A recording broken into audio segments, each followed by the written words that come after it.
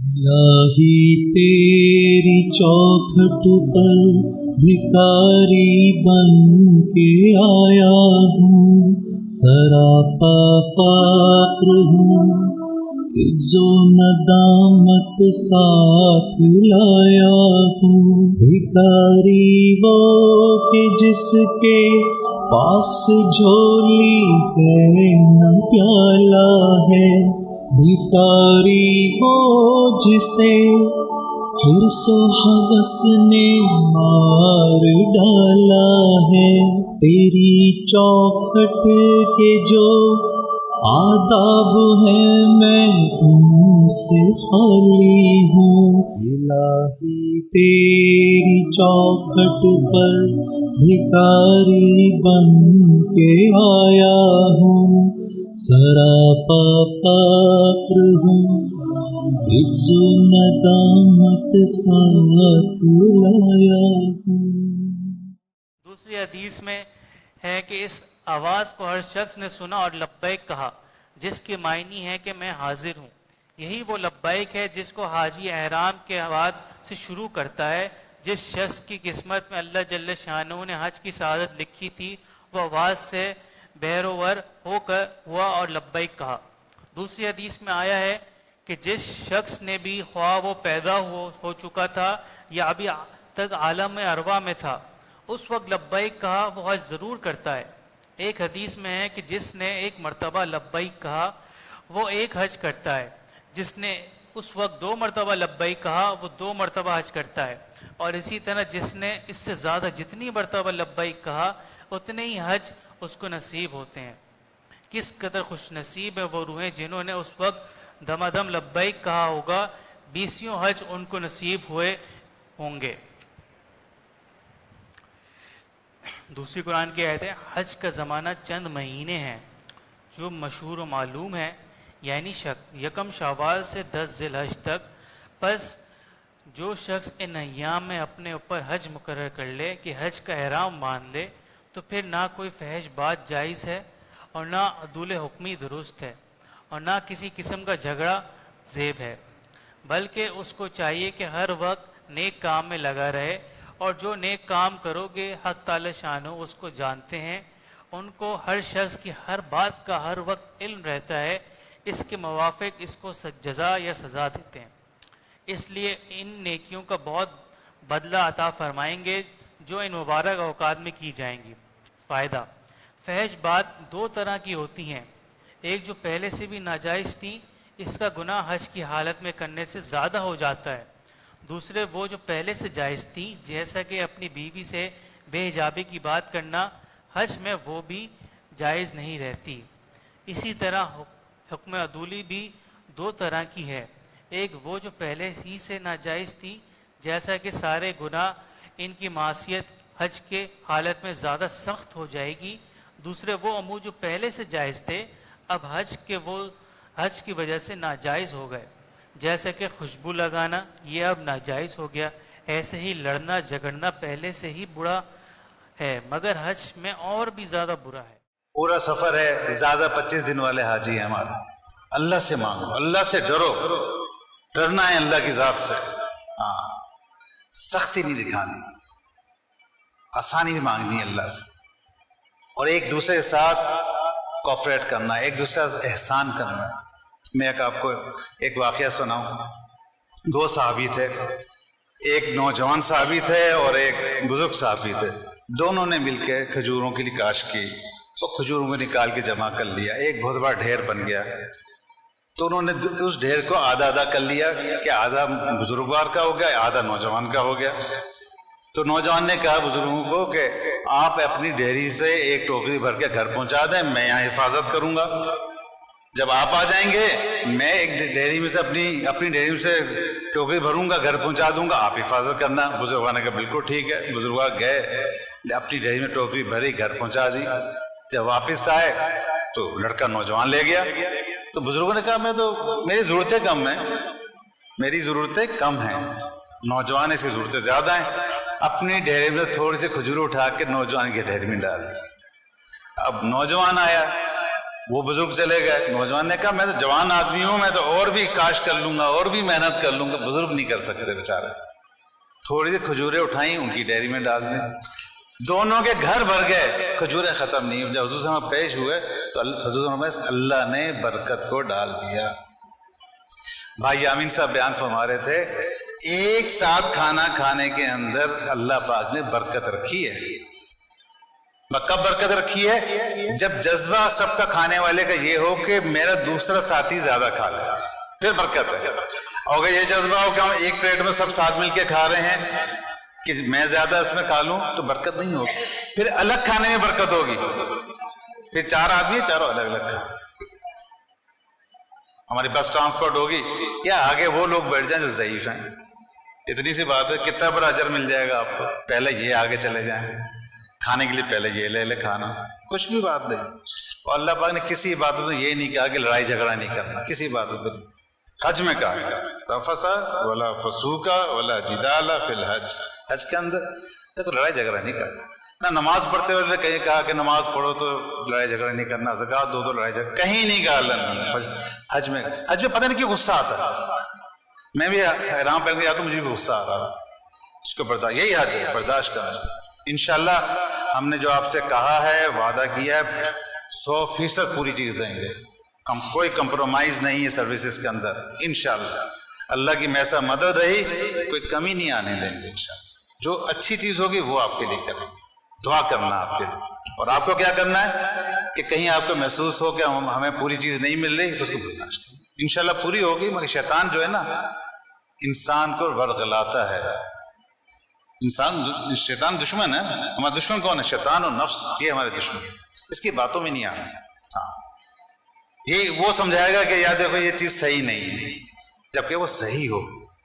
اور جو آپ کے لیے چیز مقرر ہو گئی ہے, جو ہو گئی ہے, اللہ نے آپ کے لیے وہی مقرر کی ہے. اگر اس چیز کو آپ نہیں لیں گے نا, آپ کا کہیں اور نصیب لکھا ہوا نہیں ہے, پریشان ہوں گے. پچھلے سال ایک حاجی تھے ہمارے, ماشاءاللہ 300 آدمی کی بلڈنگ تھی. ایک حاجی نے کہا کہ مجھے بلڈنگ میں تھوڑا مسئلہ ہو رہا ہے, دوسری بلڈنگ اچھی ہوں گی. میں کہا کوئی بات نہیں, میں آپ کی بلڈنگ کمرہ چینج کر دیتا ہوں, چلیں میرے ساتھ.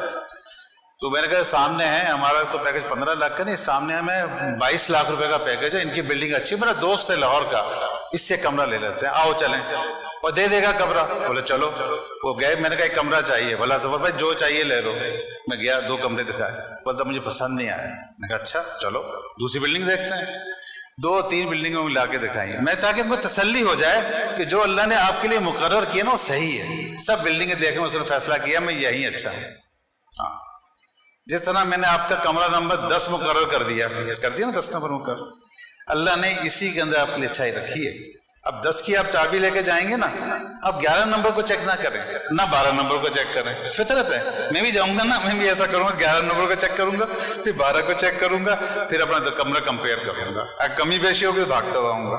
ایسا نہیں کریں. اللہ کی مدد ہٹ جائے گی. جب اللہ کی مدد ہٹ جائے گی نا, یقین کرو ایسی چل رہا ہوگا, سہولتیں ہوں گی, بہت تکلیف پہنچے گی. اللہ سے مدد مانگنا, یہ سارا رستہ اللہ کی مدد کا ہے.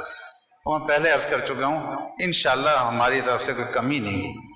انشاءاللہ بس آپ ہمارے ساتھ مدد کرنا, ہمارے ساتھ کوآپریٹ کرنا, تواضع رکھنا. ٹھیک ہے انشاءاللہ. ابھی ہم باضابطہ اپنا پروگرام شروع کرتے ہیں. عمر ظفر سے میں درخواست کروں گا تشریف لائیں. یہ ہمارے آرکیس ٹریول کے بھی آنر ہیں ماشاءاللہ, ان کے ساتھ بھی گروپ جا رہا ہے.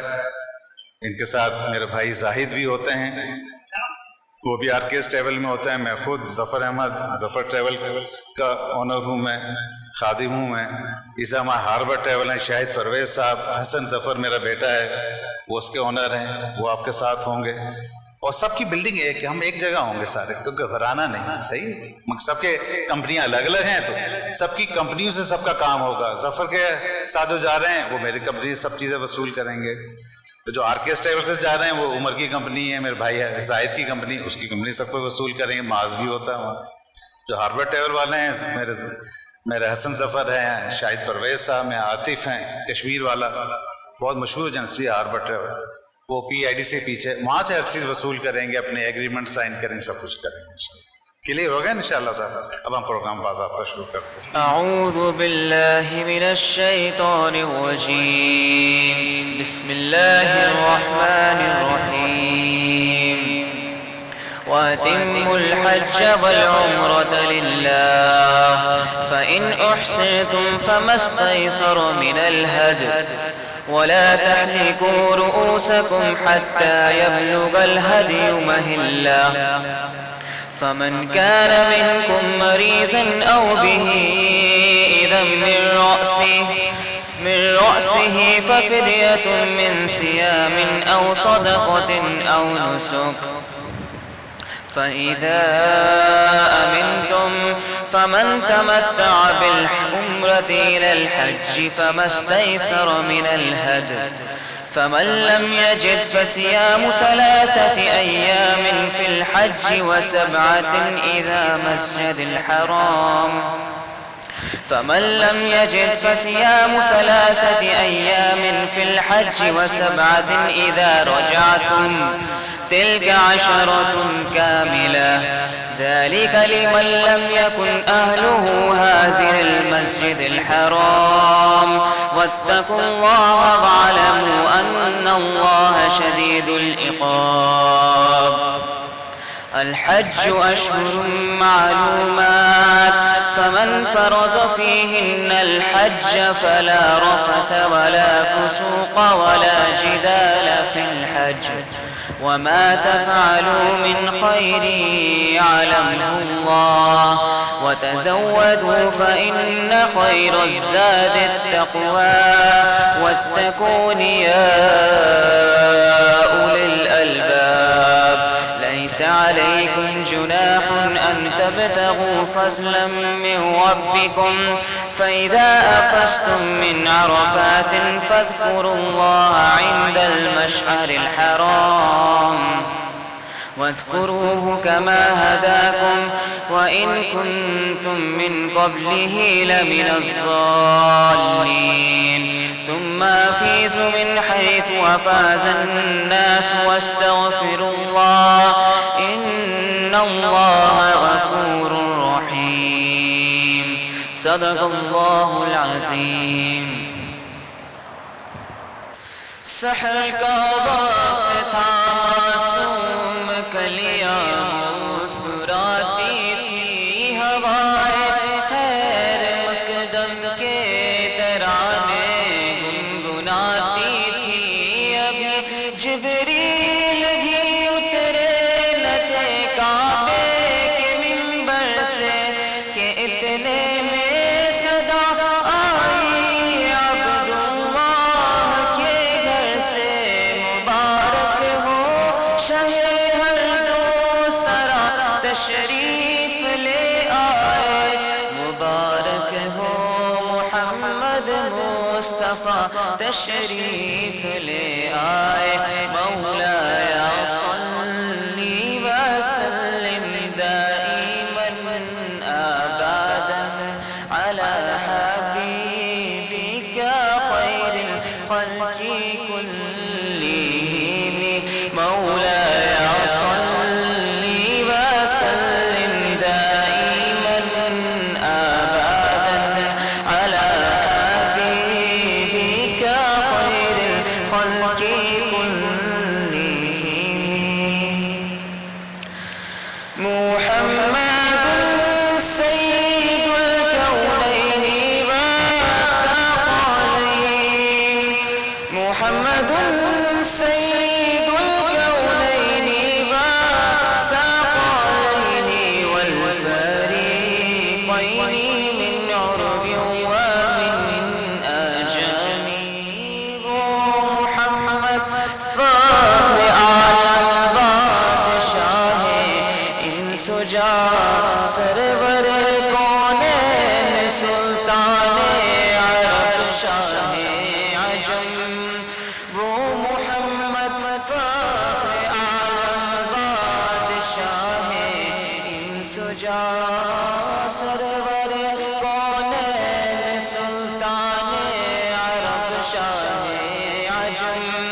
ایک دن جبریل سے کہنے لگے شاہ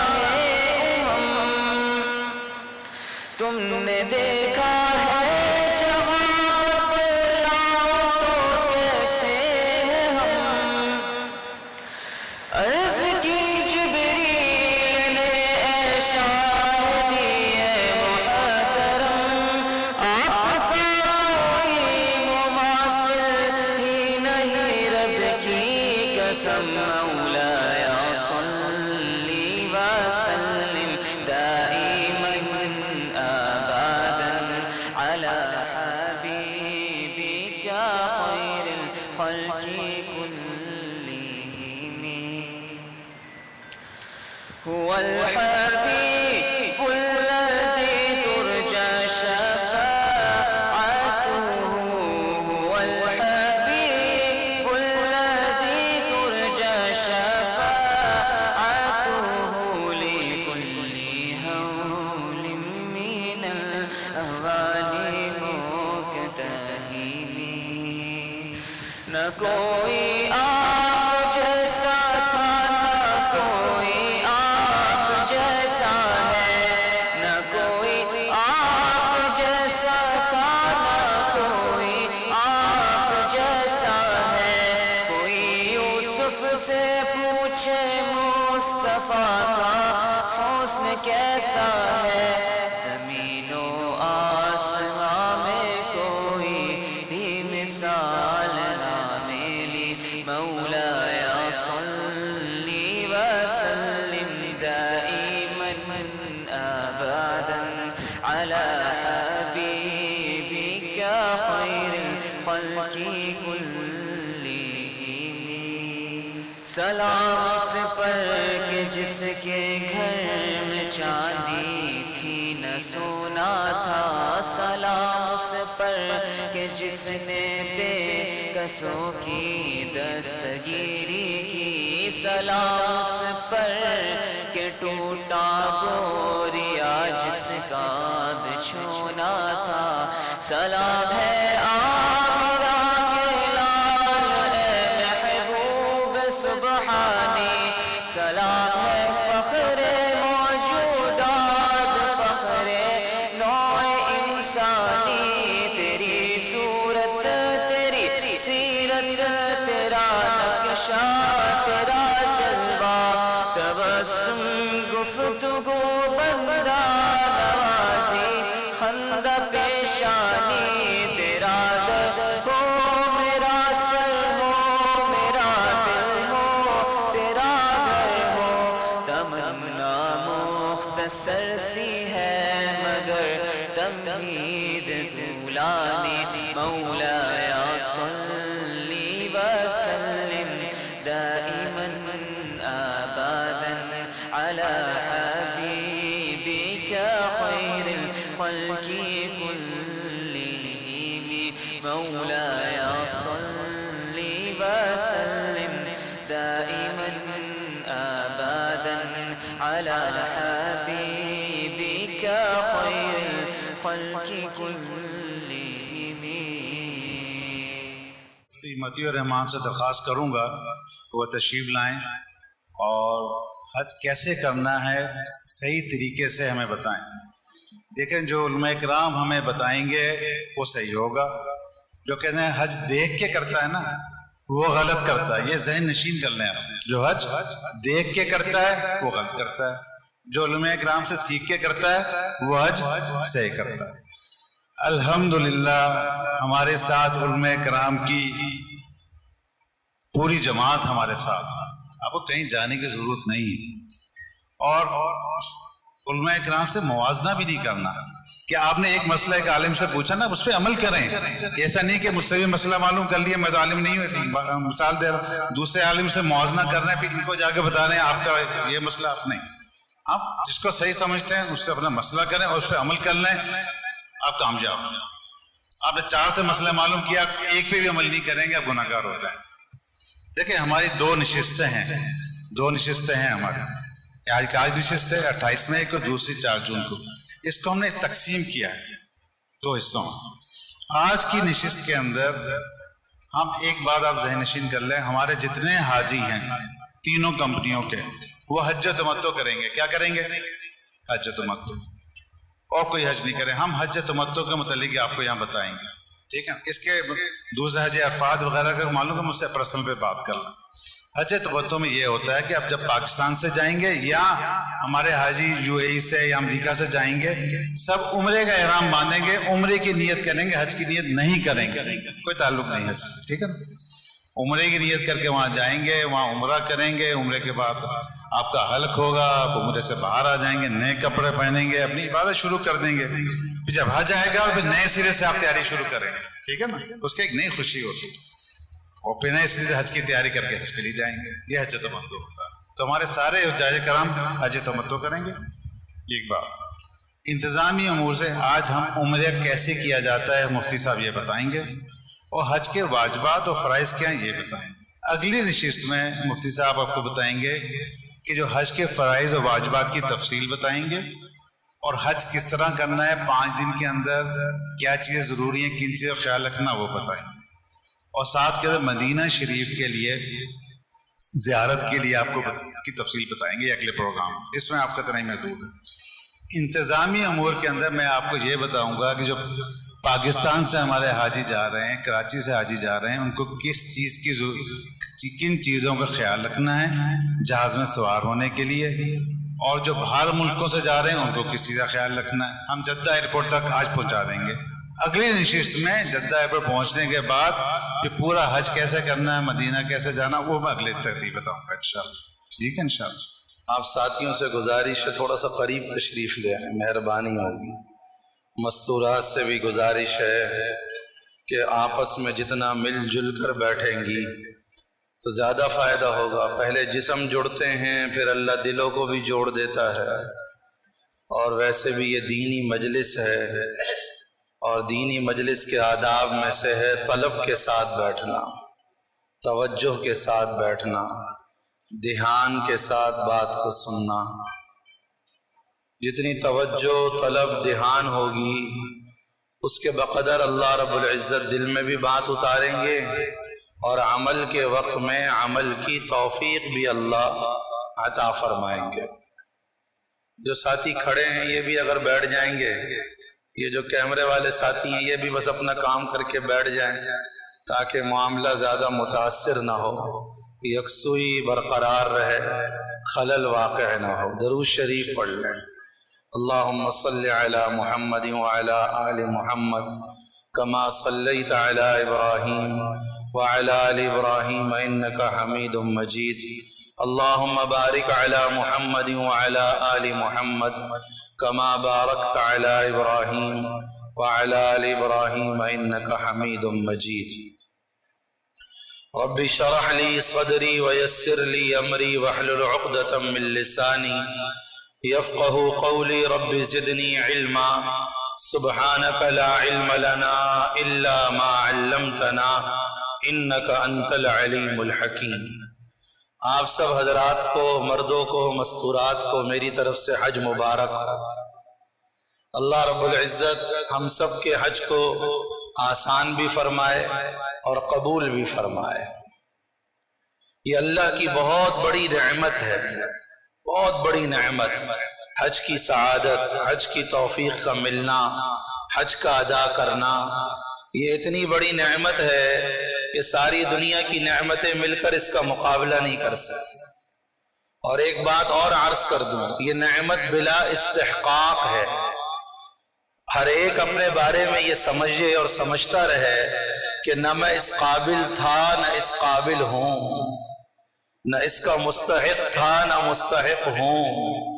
یہ تو میرے رب کا کرم ہے، شکر ہے، فضل ہے، احسان ہے، جو اس نے اتنی عظیم نعمت کے لیے اللہ نے مجھے اور آپ کو منتخب فرمایا ہے، چنا ہے اللہ نے. مالداری، پیسہ، صحت، تندرستی، جوانی، تجربہ سب ایک طرف رہ جاتا ہے، پہنچتا وہ ہے جس کو اللہ بلاتا ہے، پہنچتا وہ ہے جس کو اللہ بلاتا ہے. تو لہذا اس نعمت کے ملنے پر دل و جان سے اللہ کا شکر ادا ہو. اليوم اکملت لکم دینکم واتممت علیکم نعمتی ورضیت لکم الاسلام دینا. یہ آیت اتری تو یہودیوں نے عمر رضی اللہ تعالی عنہ سے کہا کہ اگر ہمارے مذہب میں یہ آیت اترتی تو آیت کے اترنے والے دن کو ہم عید کا دن بنا لیتے. حضرت عمر نے کہا الحمدللہ ہمارے لیے وہ دن پہلے سے عید کا دن کہ 9 ذی الحجہ عرفہ کے دن آپ علیہ السلام نے زندگی میں ایک ہی حج کیا اور اس کے 80 یا 82 دن کے بعد میرے آقا صلی اللہ علیہ وسلم کا انتقال ہو گیا، آپ دنیا سے تشریف لے گئے۔ تو آپ کے حجۃ الوداع میں عرفہ کے دن جبل رحمت کے سائے میں اللہ نے حضور علیہ السلام پر اس آیت کو اتارا۔ کیا ترجمہ؟ الیوم اکملت لکم دینکم، آج میں نے تمہارے لیے تمہارے دین کو مکمل کر دیا۔ حج پر انسان کا دین کامل ہو رہا، مکمل ہو رہا۔ وَأَتْمَمْتُ عَلَيْكُمْ نِعْمَتِي، آج میں نے تم پر اپنی نعمت کو تام کر دیا۔ جتنی نعمتیں اللہ کی طرف سے گویا نعمتوں کا اتمام، نعمتوں کا مکمل ہونا حج پر۔ وَرَضِيتُ لَكُمُ الْإِسْلَامَ دِينًا، زندگی گزارنے کے اعتبار سے اب میں تمہارے لیے مذہب اسلام پر راضی ہو چکا ہوں، لہذا اسلام کے علاوہ زندگی گزارنے کا کوئی اور طریقہ اللہ کی ہاں قابل قبول نہیں۔ اسی وجہ سے آپ علیہ السلام نے فرمایا الحجاج وفد اللہ، حج پہ جانے والے اللہ کے مہمان ہیں۔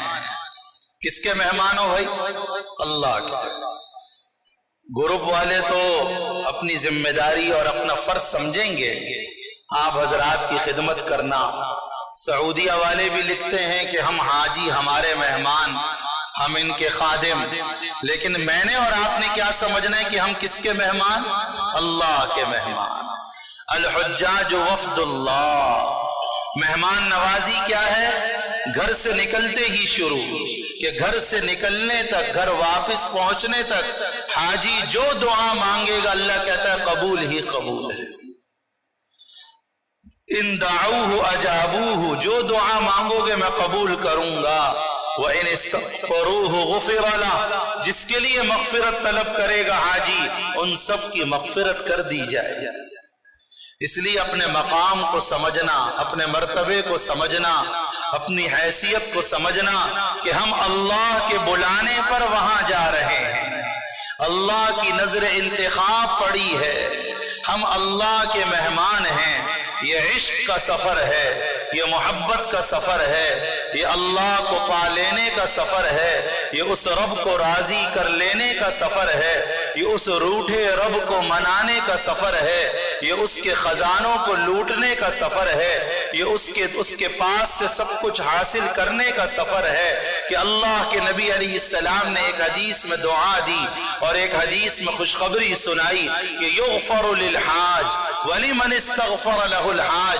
شب قدر کی قیمت کتنی زیادہ ہمارے دلوں میں، شب قدر کی اہمیت کتنی زیادہ، لیکن شب قدر میں بھی کیا ہے کہ جو شب قدر میں دعا عبادت کرے گا اس کی مغفرت۔ لیکن حج کی فضیلت سنو، اللہ کے نبی علیہ السلام نے فرمایا کہ حاجی کی بھی مغفرت، اور جس کے لیے حاجی مغفرت اللہ سے مانگتا رہے گا اللہ اس کو معاف کرتا رہے گا۔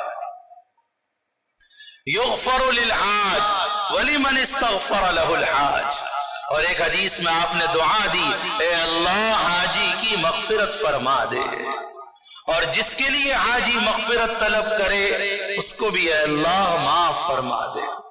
اس وجہ سے علماء نے لکھا ہے حج پہ جانے والے پوری امت کی طرف سے قاصد بن کر، پوری امت کی طرف سے نمائندے بن کر جاتے ہیں۔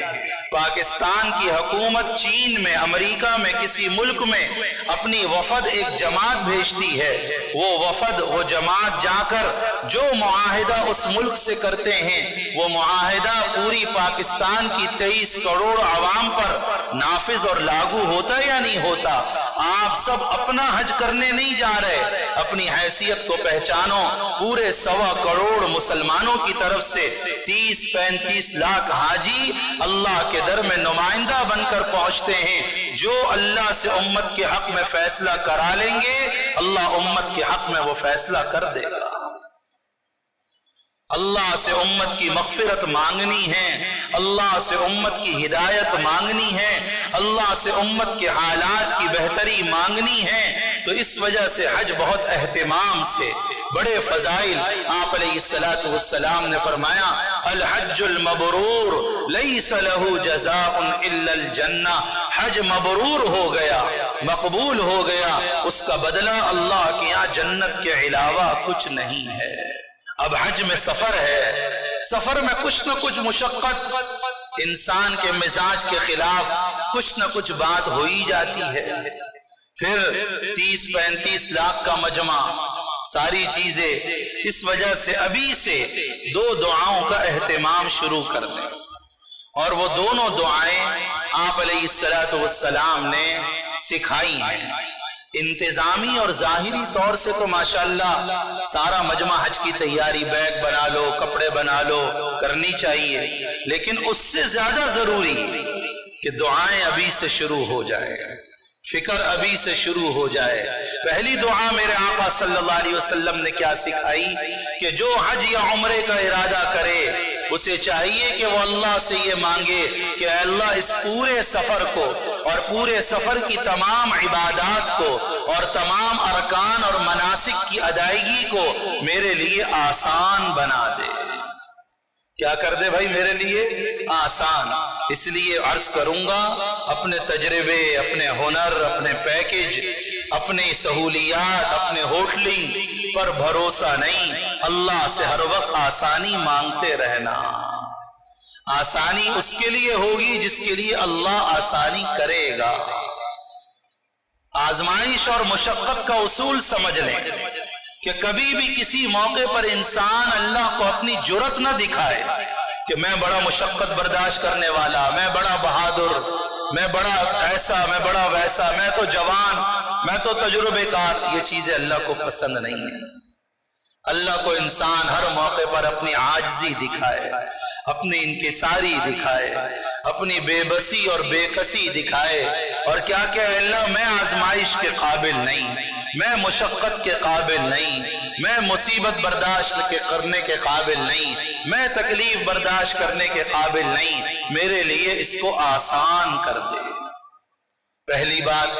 دوسری بات کہ اگر آزمائش آ جاتی ہے، کوئی مشقت، کوئی تکلیف آ جاتی ہے، تو اس پر بے صبرا نہیں ہونا، شور نہیں مچانا، واویلا نہیں کرنا، ہاتھ پیر ڈھیلے نہیں چھوڑنا، اس کو بھی ہم خوش دلی سے برداشت کریں گے، اس کو بھی ہم خوش دلی سے انشاءاللہ۔ مانگنی تو نہیں ہے مشقت، مانگیں گے تو اللہ سے عافیت، اور گمان بھی اللہ سے اچھا رکھیں گے کہ انشاءاللہ کوئی مشقت نہیں پہنچے گی، لیکن اگر کوئی مشقت آ جاتی ہے تو اس کو خوش دلی سے کیا کرنا ہے؟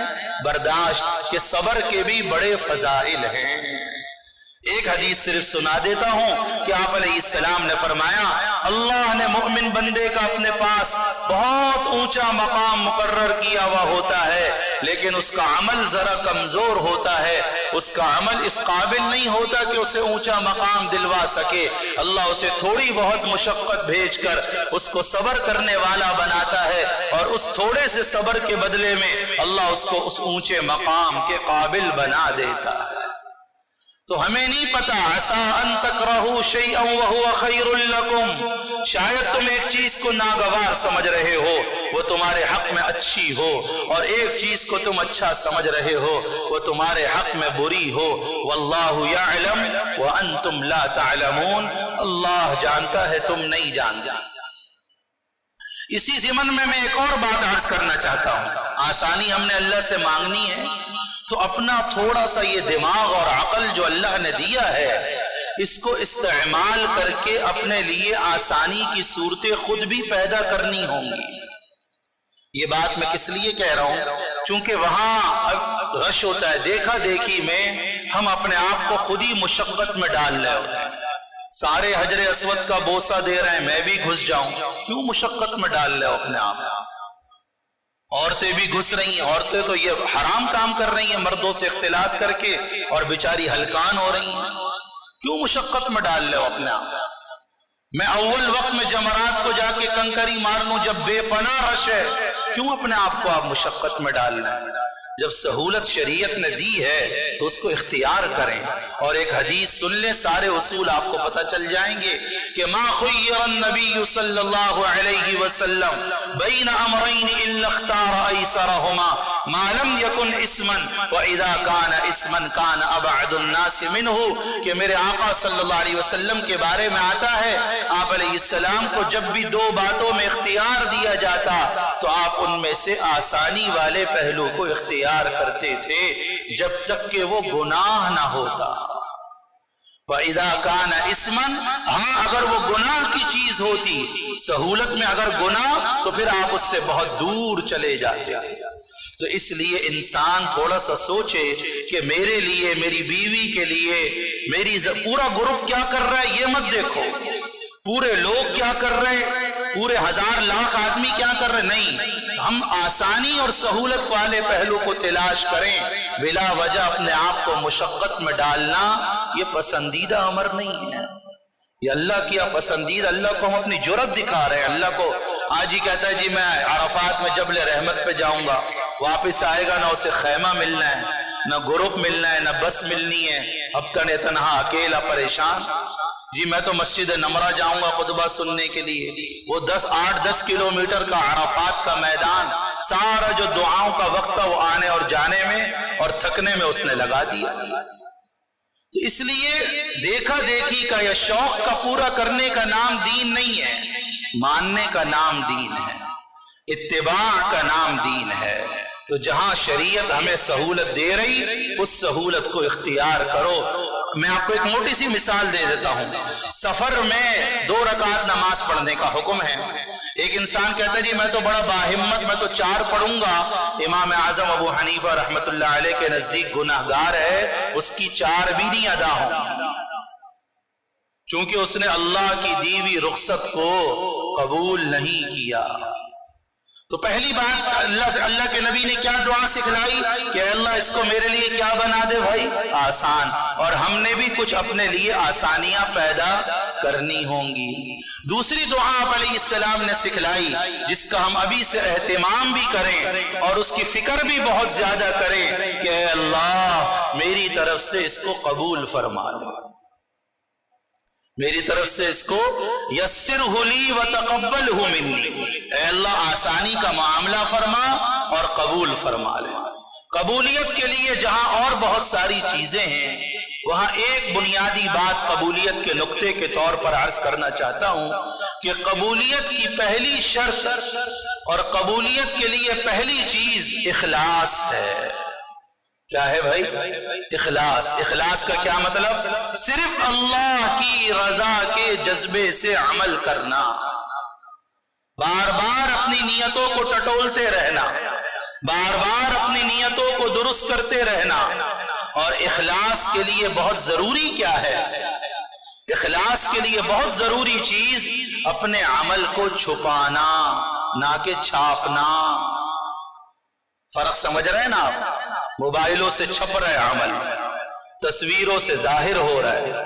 اس لیے بہت اہتمام سے مؤدبانہ گزارش کروں گا کہ آج کل یہ جو سوشل میڈیا, یہ فیس بک, یہ سیلفیاں, یہ تصویریں, برائے مہربانی ان چیزوں میں لگ کے اپنے حج کو ضائع نہ کیجیے گا. یہ شوق ہے جو گناہ کے زمرے میں ہے, یہ اس کی کوئی ضرورت نہیں ہے. کس کے لیے جا رہے ہیں بولو بھائی؟ اللہ کے لیے. کس نے کتنے پیسے جمع کیے ہوں گے, کتنی محنت کی ہوگی, کتنی تمنائیں کی ہوں گی, کسی نے زیور بیچا ہوگا, کسی نے کیا, بس کہ جی میرے بچوں کو میرے احرام کی تصویر نظر آ جائے. ثواب تو کہیں ضائع نہیں ہو گیا. میں حکم نہیں لگا رہا, اپنے دل سے پوچھ لینا کہ میں بچوں کے لیے گیا تھا, تصویر بنانے کے لیے گیا تھا, یا اللہ کے لیے گیا تھا کہ میری احرام کی تصویر شیئر ہو جائے, میرے دوستوں کو پتہ چل جائے میں اس وقت احرام میں ہوں, میں اس وقت طواف میں ہوں, میں اس وقت حرم میں ہوں, میں اس وقت زیارت نبی صلی اللہ علیہ وسلم میں ہوں. یہ تصویریں کیوں کھنچوا رہے ہیں بھائی؟ لوگوں کو دکھلانے کے لیے نا, یہ کیوں کھینچ رہے ہیں؟ بعض علماء نے جائز کہا, ابھی بھی بعض علماء نے اس کو ناجائز ہی کہا ہوا ہے. اگر چلو بعض علماء نے بھی کہا تو انہوں نے اس لیے نہیں کہا کہ ہم اس کو ایسے شروع کر دیں کہ ہماری عبادات کی روح ختم ہو جائے. اس لیے بھائی اخلاص بہت ضروری، اور اخلاص کے لیے اس چیز سے اپنے آپ کو بچانا ہوگا. میں آپ کو حدیث پہلے قرآن کی آیت پڑھ کے سنا دوں. چوتھے پارے میں اللہ نے حج کی فرضیت کو بیان کیا. للہ علی الناس حج البیت من استطاع الیہ سبیلا. کیا ترجمہ؟ للہ اللہ کے لیے، علی الناس لوگوں کے ذمے بیت اللہ کا حج کرنا ضروری ہے. جو شخص آنے جانے کی طاقت رکھتا ہو. فرضیت کو بعد میں بیان کیا، للہ کو پہلے بیان کیا کہ اخلاص پہلے ہو، فرضیت تو بعد میں ادا ہوگی. حدیث سن لیجئے، آپ علیہ السلام نے فرمایا من حج للہ ولم یرفس ولم یفسق رجع کیوم ولدته امہ. جس نے صرف اللہ کے لیے حج کیا. کس کے لیے بھائی؟ اللہ کے لیے. بار بار نیتوں کو ٹٹولنا بڑا دل چاہے گا. بچے کہیں گے اماں ذرا تصویر تو بھیجو، انہیں پیار محبت سے سمجھانا ہوگا. ذرا ویڈیو کال تو کرو. اب بیت اللہ میں بیٹھ کر ویڈیو کال ہو رہی ہے، ذرا دل سے سوچیں یہ بیت اللہ کے ادب کے خلاف ہے یا نہیں ہے؟ ہاں مجبوری میں انسان اپنے ہوٹل جا کر کال کر لے، چلو بھائی خیر خیریت، وہ تو سمجھ میں آتا ہے. بیت اللہ تو ہم عبادت کے لیے آئے ہوئے ہیں. مسجد حرام میں ویڈیو کال کرنے نہیں آئے ہوئے، تصویریں کھینچنے نہیں آئے ہوئے. وہاں تو ہم عبادت کے لیے آئے ہوئے ہیں. اگر یہ حرام ہے اور اللہ کو ناپسند آ گئی تو کتنا خطرناک معاملہ ہوگا. چونکہ وہ اتنی مقدس جگہ ہے کہ قرآن میں اللہ نے اس جگہ کے بارے میں فرمایا وَمَن يُرِدْ فِيهِ بِإِلْحَادٍ بِظُلْمٍ نُذِقْهُ مِنْ عَذَابٍ أَلِيمٍ. جو وہاں گناہ کا ارادہ بھی کر لے گا میں اسے دردناک عذاب کا مزہ چکھا دوں گا. اس لیے تھوڑا سا دل پر جبر تو ہوگا چونکہ عادتیں بن گئی ہیں، لیکن اپنا حج قیمتی ہو جائے گا، روحانی ہو جائے گا، اخلاص والا انشاءاللہ ہوگا. اور جتنی عمل میں مشقت ہوتی ہے اتنا اجر بڑھتا رہتا ہے. تو آپ علیہ السلام نے کیا فرمایا؟ من حج للہ، جس نے اللہ کے لیے حج کیا. کس کے لیے بھائی؟ ذرا زور سے بول دیجئے، اللہ کے لیے. بار بار اس کو دہرانا. ہم کیوں آئے؟ اللہ راضی ہو جائے، بس اللہ کو راضی کرنا ہے، اللہ خوش ہو جائے، میرا یہ عمل اللہ کو پسند آ جائے، میرا یہ عمرہ اللہ کو پسند آ جائے، اللہ راضی ہو جائے. اور دو کام اس میں نہ کیے، ولم یرفس ولم یفسق، کوئی بے حیائی کا کام نہیں، کوئی گناہ کا کام نہیں. وہ ایسے واپس لوٹتا ہے جیسے آج اس کی ماں نے جنا ہو. کوئی گناہ چھوٹا بڑا اس کے نام اعمال میں بچتا نہیں ہے. اتم الحج والعمرۃ للہ. قاری صاحب نے ابھی یہاں سے تلاوت شروع کی. حج اور عمرے کو اللہ کے لیے پورا کرو، حج اور عمرے کو اللہ کے لیے پورا کرو. تو اس کا اہتمام کریں گے نا بھائی انشاءاللہ. دوسری بات قبولیت کے لیے اللہ قرآن میں فرضیت کی چیزوں کو بیان کرتا ہے، تفصیل بیان نہیں کرتا. نماز فرض ہے، تفصیل نماز میں نہیں، تفصیل قرآن میں نہیں، تفصیل احادیث مبارکہ میں آپ علیہ السلام نے بیان فرمائی. روزہ فرض ہے قرآن میں، تفصیل احادیث مبارکہ میں. حج فرض ہے. حج کے دو چیزیں، ایک ظاہری چیز ہے، ایک باطنی چیز ہے. ظاہری کو مسائل کہا جاتا ہے، باطنی کو آداب کہا جاتا ہے. حج کے بھی مسائل اللہ نے قرآن میں بیان نہیں کیے، احادیث میں آپ علیہ السلام نے بیان کیے. لیکن باطنی آداب جس سے حج قبول ہوتا ہے وہ اللہ نے قرآن میں بیان کیے. وقت میرے پاس کم ہے، میں صرف قرآن کی آیت اور ترجمہ آپ کو پڑھ کے سناؤں گا کہ یہ تین کام مسائل میں تو آپ کو یہ بتایا جائے گا کہ یہ کام کرنے ہیں، اور آداب میں اللہ نے کیا بتایا کہ یہ تین کام نہیں کرنے. یہ تین کام حج میں بالکل نہیں کرنے. آیت سنیے، الحج اشہر معلومات. حج کے چند معین مہینے ہیں. اس وقت ہم حج کے مہینوں سے چل رہے ہیں. یکم شوال سے لے کر 13-14 ذی الحجہ تک کے جو دن ہیں، جو 2.5 مہینے بنتے ہیں، یہ حج کے مہینے کہلاتے ہیں، جس کو قرآن میں اللہ نے اشہر حج کہا.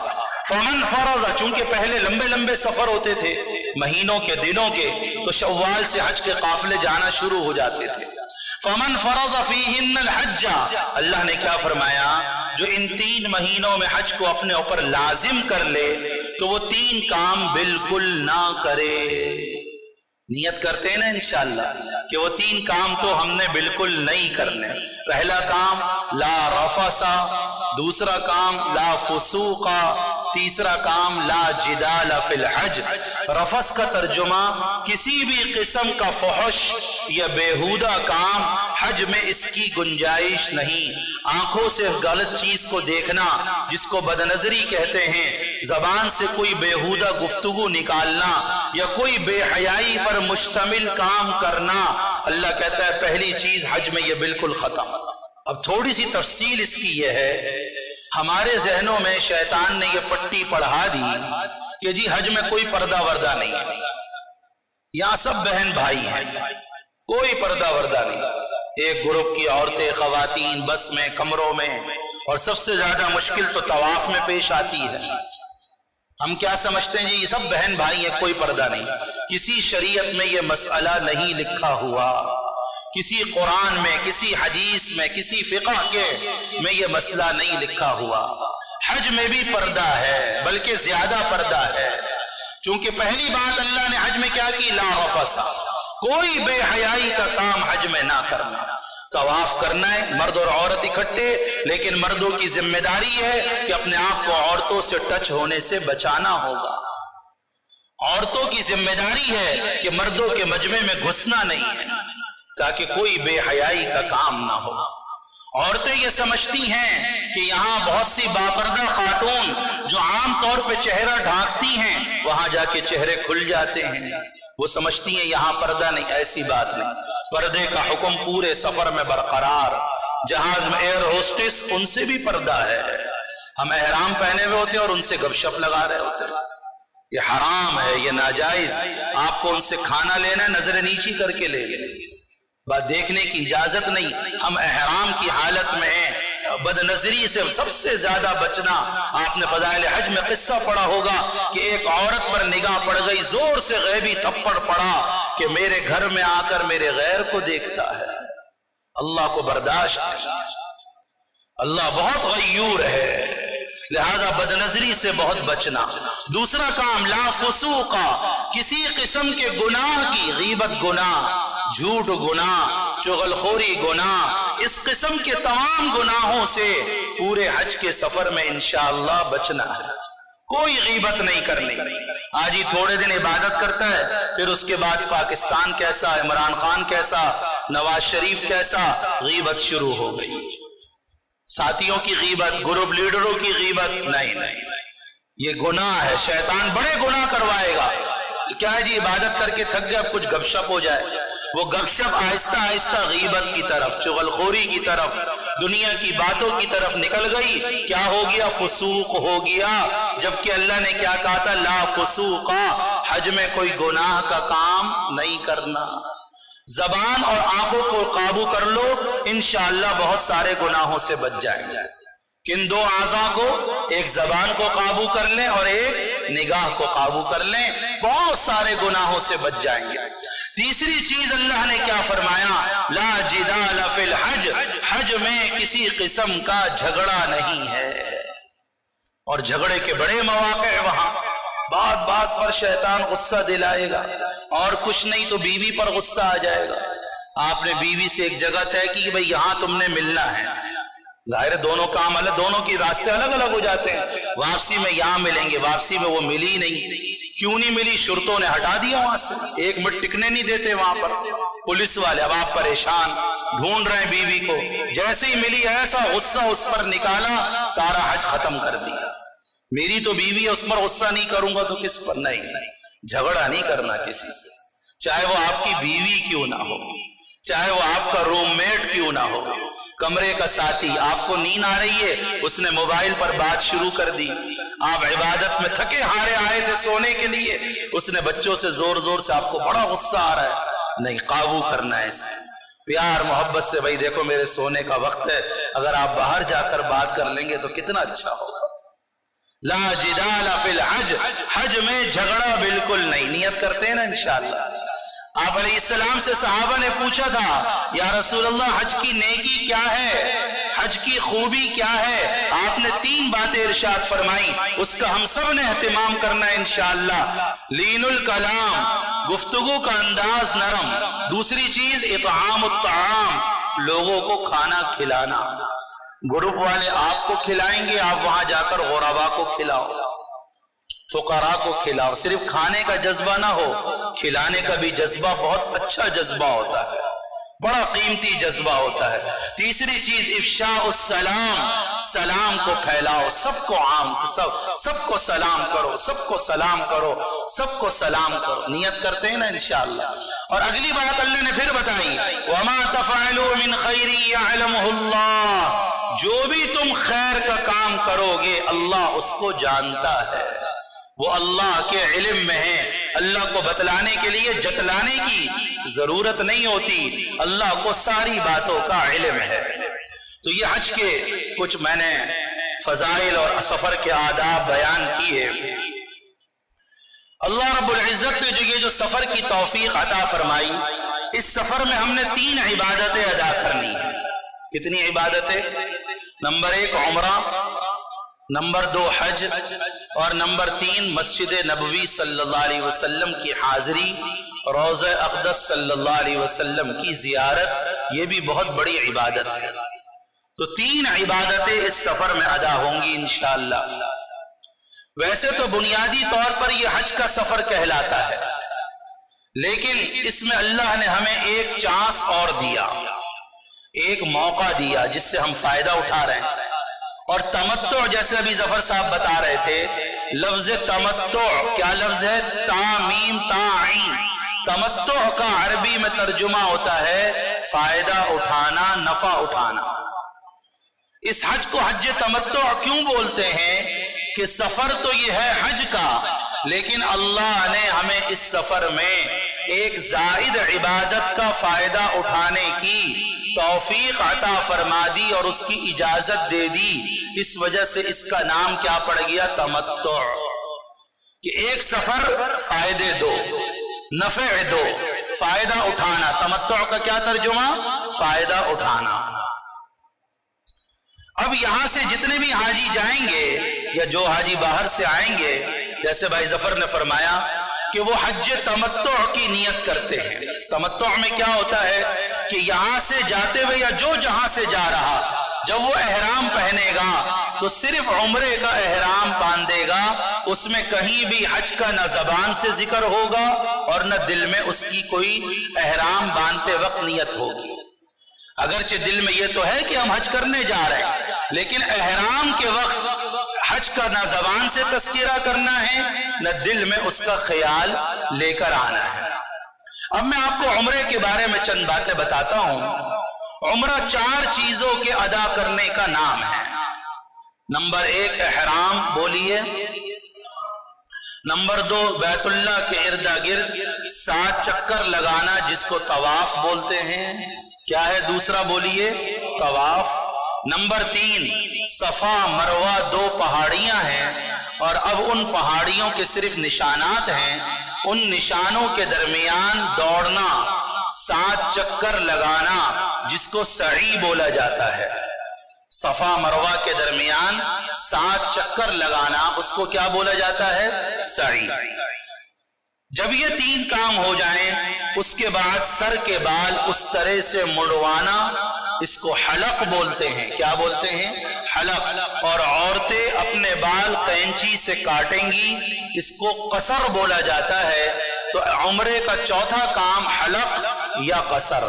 نمبر 1 احرام، نمبر 2 طواف، نمبر 3 سعی، نمبر 4 حلق یا قصر.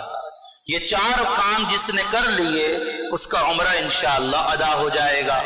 اب اس کی تھوڑی سی تفصیل. احرام کیا ہے؟ پہلی چیز احرام کا عربی زبان کا یہ لفظ ہے، اس کا اردو میں ترجمہ کیا؟ اپنے اوپر حلال چیز کو حرام کر لینا. کیا ترجمہ بھائی؟ حلال چیز کو حرام کر لینا، یہ اس کا مطلب اور ترجمہ ہے. یہ میں آپ کو اس لیے ترجمہ بتا رہا ہوں کہ ہمارے ذہنوں میں کچھ غلط فہمی. ہم احرام 2 چادروں کو بولتے ہیں. احرام چادروں کا نام نہیں ہے. احرام میں انسان 2 چیزوں سے داخل ہوتا ہے، اور احرام عمرے کے لیے فرض ہے بغیر احرام کے عمرہ ادا نہیں ہوگا۔ احرام میں انسان دو چیزوں سے داخل ہوتا ہے، نمبر ایک نیت، کیا ہے نمبر ایک؟ نمبر دو تلبیہ پڑھ لینا۔ پڑھیے میرے ساتھ، لبیک اللہم لبیک لبیک لا شریک لک لبیک ان الحمد والنعمت لک والملک لا شریک لک۔ ہم جب گھر سے نکلتے ہیں تو احرام کی چادریں پہن لیں، 2 رکعت سفر کی نیت سے پڑھ لیں، اور پھر اس کے بعد ایئرپورٹ پر جب سارے کاموں سے فارغ ہو جائیں تو جہاز میں بیٹھنے سے پہلے احرام کی نیت سے 2 رکعت پڑھنے پر ابھی نیت نہ کریں۔ جہاز میں بیٹھ گئے، جہاز چل پڑا، اڑ پڑا، تو جدہ آنے سے جہاز میں کوئی 15-20 منٹ پہلے میقات آتی ہے جس کا ہر جہاز میں اعلان ہوتا ہے۔ میقات سے پہلے احرام کی نیت کرنا ضروری ہے۔ جو میقات سے گزر گیا اور اس نے نیت نہیں کی اس کو دم دینا پڑ جاتا ہے۔ لہذا چونکہ جہاز کبھی لیٹ ہو جاتا ہے، کبھی کچھ مسائل ہو جاتے ہیں، تو اس لیے ہم آسانی کے لیے کیا بتاتے ہیں کہ آپ چادریں بھی پہن لیں، نفل بھی پڑھ لیں، نیت نہ کریں۔ نیت جہاز میں بیٹھ کر جہاز جب اڑ جائے اور جب اعلان ہو کہ ابھی میقات کے آنے میں اتنی دیر باقی ہے، اس سے پہلے نیت کر لیں۔ یہ سہولت والی بات ہے، کوئی گھر سے نیت کر کے چلنا چاہے تو اجازت ہے، بلکہ افضل ہے گھر سے نیت کر کے چلنا۔ نیت کیا ہے؟ اللہم بولیے، انی ارید العمرہ فیسرہ لی وتقبلہ منی۔ یہ عربی میں اگر کسی کو یاد نہیں تو اردو میں، اے اللہ میں عمرے کا ارادہ کرتا ہوں اور اس کی نیت سے احرام باندھ رہا ہوں، تو اس کو میرے لیے آسان فرما اور میری طرف سے قبول فرما۔ اس کے فوراً بعد تلبیہ پڑھ لیں، مرد اونچی آواز سے، عورتیں آہستہ آواز سے، تو نیت اور تلبیہ سے انسان احرام کے اندر داخل ہو گیا۔ اب احرام کی پابندیاں ہیں، وہ پابندیاں دھیان سے سمجھنی ہیں، چونکہ غلطیاں عموماً اسی پابندیوں میں ہوتی ہیں۔ پہلی پابندی احرام کی جو صرف مردوں کے لیے ہے، عورتوں کے لیے یہ پابندی نہیں، صرف مردوں کے لیے، کہ حالت احرام میں مردوں نے کسی بھی قسم کا سلا ہوا کپڑا نہیں پہننا۔ سلا ہوا کپڑا پہننا حالت احرام میں مردوں کے لیے ناجائز ہو گیا۔ تو چونکہ سلا ہوا کپڑا پہننا ناجائز، اس کی وجہ سے ہم 2 چادریں اپنے جسم پہ زیب تن کرتے ہیں، تو 2 چادریں احرام کی پابندیوں کی وجہ سے ہے۔ احرام ان چادروں کا نام نہیں ہے۔ یہ بات میں بار بار کیوں بتا رہا ہوں؟ پورے سفر میں اکثر جگہ آپ کو کموڈ ملے گا بیت الخلاء میں، اور عموماً ہمارے پاکستانی معاشرے میں کموڈ استعمال کرنے کی عادت نہیں ہوتی، زمین WC استعمال کرتے ہیں۔ اب جب کموڈ ملتا ہے تو انسان سوچتا ہے کہ میں اس کو کیسے استعمال کروں، اوپر والی چادر بھی اتاروں، نیچے والی چادر بھی ناپاک ہونے کا خطرہ ہے، تو یہاں حاجی پریشان ہوتا ہے کہ میں اس کو اتار سکتا ہوں یا نہیں، اور ذہن میں کیا ہوتا ہے، اتر گئی تو احرام اتر گیا۔ ایسی بات نہیں۔ آپ بیت الخلاء جا کر اگر ضروری سمجھتے ہیں کہ میری چادر ناپاک ہو جائے گی تو دونوں چادریں اتار سکتے ہیں، آپ کا احرام کوئی نہیں اترا۔ کسی کی چادر ناپاک ہو جاتی ہے، کوئی حرج نہیں، بدل لے، احرام کی چادر تبدیل کی جا سکتی ہے، چونکہ احرام چادروں کا نام نہیں ہے، وہ تو ویسے ہی چادروں کو احرام کہہ دیا جاتا ہے۔ تو سمجھ میں آ رہی نا بات؟ ہاں، میلی ہو جائے تو پریشان نہیں ہونا، چونکہ میلا کچیلا حاجی اللہ کو بڑا پسند ہے۔ میلا کچیلا حاجی اللہ کو بڑا پسند ہے، تو میلی ہو جائے تو تبدیل کرنے کی ضرورت نہیں، ناپاک ہو جائے تو آپ تبدیل کر سکتے ہیں۔ غسل خانے میں گئے، آپ چاہتے ہیں میں ذرا واش کر لوں، وہ اپنے پانی بہا لوں اور اپنے اوپر پانی بہا لوں بغیر صابن کے، تو ظاہر ہے دونوں چادریں اتارنی پڑیں گی، آپ اتار دیں دونوں چادریں، کوئی حرج کی بات نہیں۔ تو احرام کی پہلی پابندی مردوں کے لیے کیا ہے کہ سلا ہوا کپڑا نہیں پہننا۔ سلے ہوئے کپڑے سے مراد ایسا سلا ہوا کپڑا جو انسانی عضو کی حیت اور ساخت پر سلا ہوا، کہ بازو بنا ہوا ہے، پیر بنا ہوا ہے، گردن بنی ہوئی، ایسا سلا ہوا. چونکہ بہت سارے حاجی پریشان کہ جی ہماری چپل میں سلائی چلی ہوئی ہے. سلائی چلی ہوئی چپل بالکل پہن سکتے ہیں. بیلٹ پہنتے ہیں حاجی، بعض دفعہ اس بیلٹ میں سلائی ہوتی ہے، بالکل پہن سکتے ہیں، کوئی حرج کی بات نہیں ہے. کوئی بیگ، ہینڈ بیگ لٹکایا ہوا ہے، اس کو سیا ہوا ہوتا ہے، کوئی حرج کی بات نہیں. تو سلے ہوئے سے مراد ایسا سلا ہوا کپڑا جو انسانی عضو کی ساخت اور ہیئت پر سلا ہوا ہو. حالت احرام میں یہ نہیں پہننا مردوں نے. یہ پابندی عورتوں کے لیے نہیں ہے. عورتیں اپنا عام لباس پہنیں گی، جو روز مرہ کا لباس ہے اس کے اوپر برقعے کے لیے پردے کے لیے برقع بھی پہن لیں گی. عورتوں کا لباس کے اعتبار سے کوئی پابندی نہیں ہے. احرام میں لباس کے اعتبار سے عورتوں کے لیے کوئی پابندی نہیں. صرف اگلی جو پابندی آ رہی ہے وہ کیا ہے دوسرے نمبر پر، کہ حالت احرام میں مردوں نے اپنا سر بھی کھلا رکھنا ہے، چہرہ جو گردن تک ہوتا ہے یہ بھی کھلا رکھنا ہے، اور اپنے پاؤں بھی کھلے رکھنے ہیں. یہ تینوں اعضاء حالت احرام میں مردوں کے کھلے رہیں گے. سر کو ڈھانکنا، چہرے کو ڈھانکنا، پاؤں کو ڈھانکنا مردوں کے لیے جائز نہیں ہے. عورت کے لیے صرف اس میں اتنی سی بات ہے کہ جو اس کی نقاب کا کپڑا ہے وہ حالت احرام میں اس کے چہرے سے ٹچ اور مس نہ ہو، چہرے پر لگے نہ بس. بعض عورتیں یہ سمجھتی ہیں کہ ہم نے احرام میں چہرہ کھلا رکھنا ہے، ایسا مسئلہ نہیں ہے. حضرت عائشہ رضی اللہ تعالی عنہا کے بارے میں آتا ہے، وہ فرماتی ہیں کہ جب کوئی نامحرم ہمارے سامنے نہیں ہوتا تو ہم اپنا چہرہ کھول لیتے، نقاب ہٹا لیتے، اور جب نامحرم سامنے آتا تو ہم نے ایک لکڑی سی لگائی ہوئی تھی، اس لکڑی کے آگے اپنی نقاب لٹکا لیا کرتے تھے تاکہ پردہ بھی ہو جائے اور چہرے پر کپڑا بھی نہ لگے. تو لہذا دونوں باتوں کا خیال کرنا ہے کہ پردہ بھی رہے اور چہرے پر کپڑا بھی نہ لگے. عورتوں کو ایک مخصوص اسکارف دے دیا جاتا ہے. عورتیں سمجھتی ہیں یہ اسکارف ہمارا احرام ہے، ایسی بات نہیں ہے. وہ اسکارف کوئی عورت کا احرام نہیں ہے.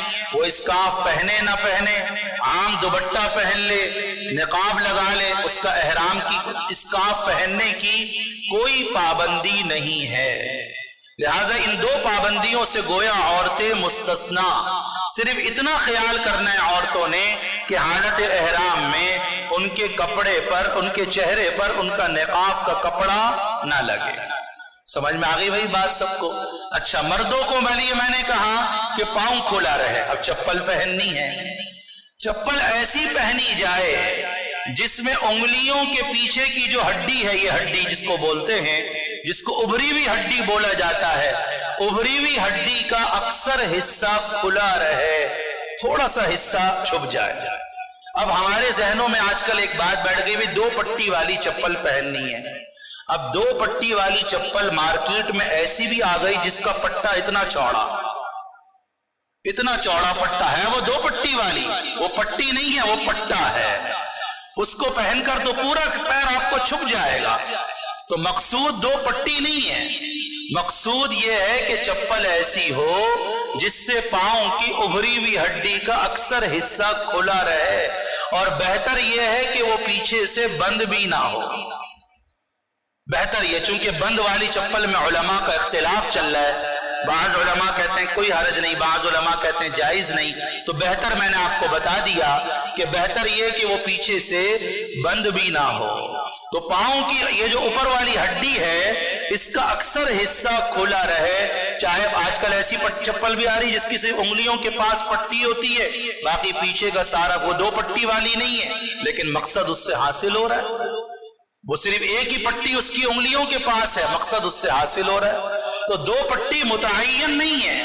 متعین چیز کیا ہے، لازمی چیز کیا ہے کہ پاؤں کی ہڈی کا اکثر حصہ کھلا رہے. عورتوں کے لیے اس کی کوئی قید نہیں، جس قسم کی مرضی آئے چپل، شوز، جو ان کو سہولت والی ہو وہ پہن سکتی ہیں، کوئی اس میں عورت کی پابندی نہیں ہے.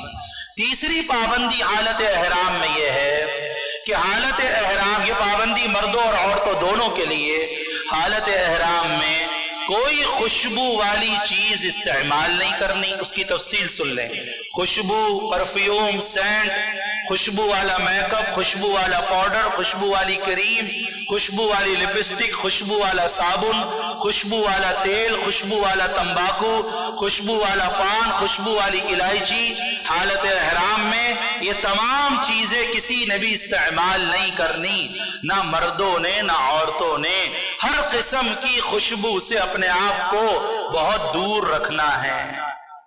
بہت سارے ساتھیوں کی عادت ہوتی ہے واش روم سے باہر نکل کر صابن سے ہاتھ دھونا ضروری ہے، چونکہ دماغ میں انگریز نے بٹھا دیا کہ یہ جراثیم ہیں، وہ تو اس سے جب تک صابن سے ہاتھ نہیں دھو گے صاف نہیں ہوں گے. اللہ تو قرآن میں کہہ رہے میں نے پانی سے زیادہ پاک کرنے والی کوئی چیز نہیں بنائی.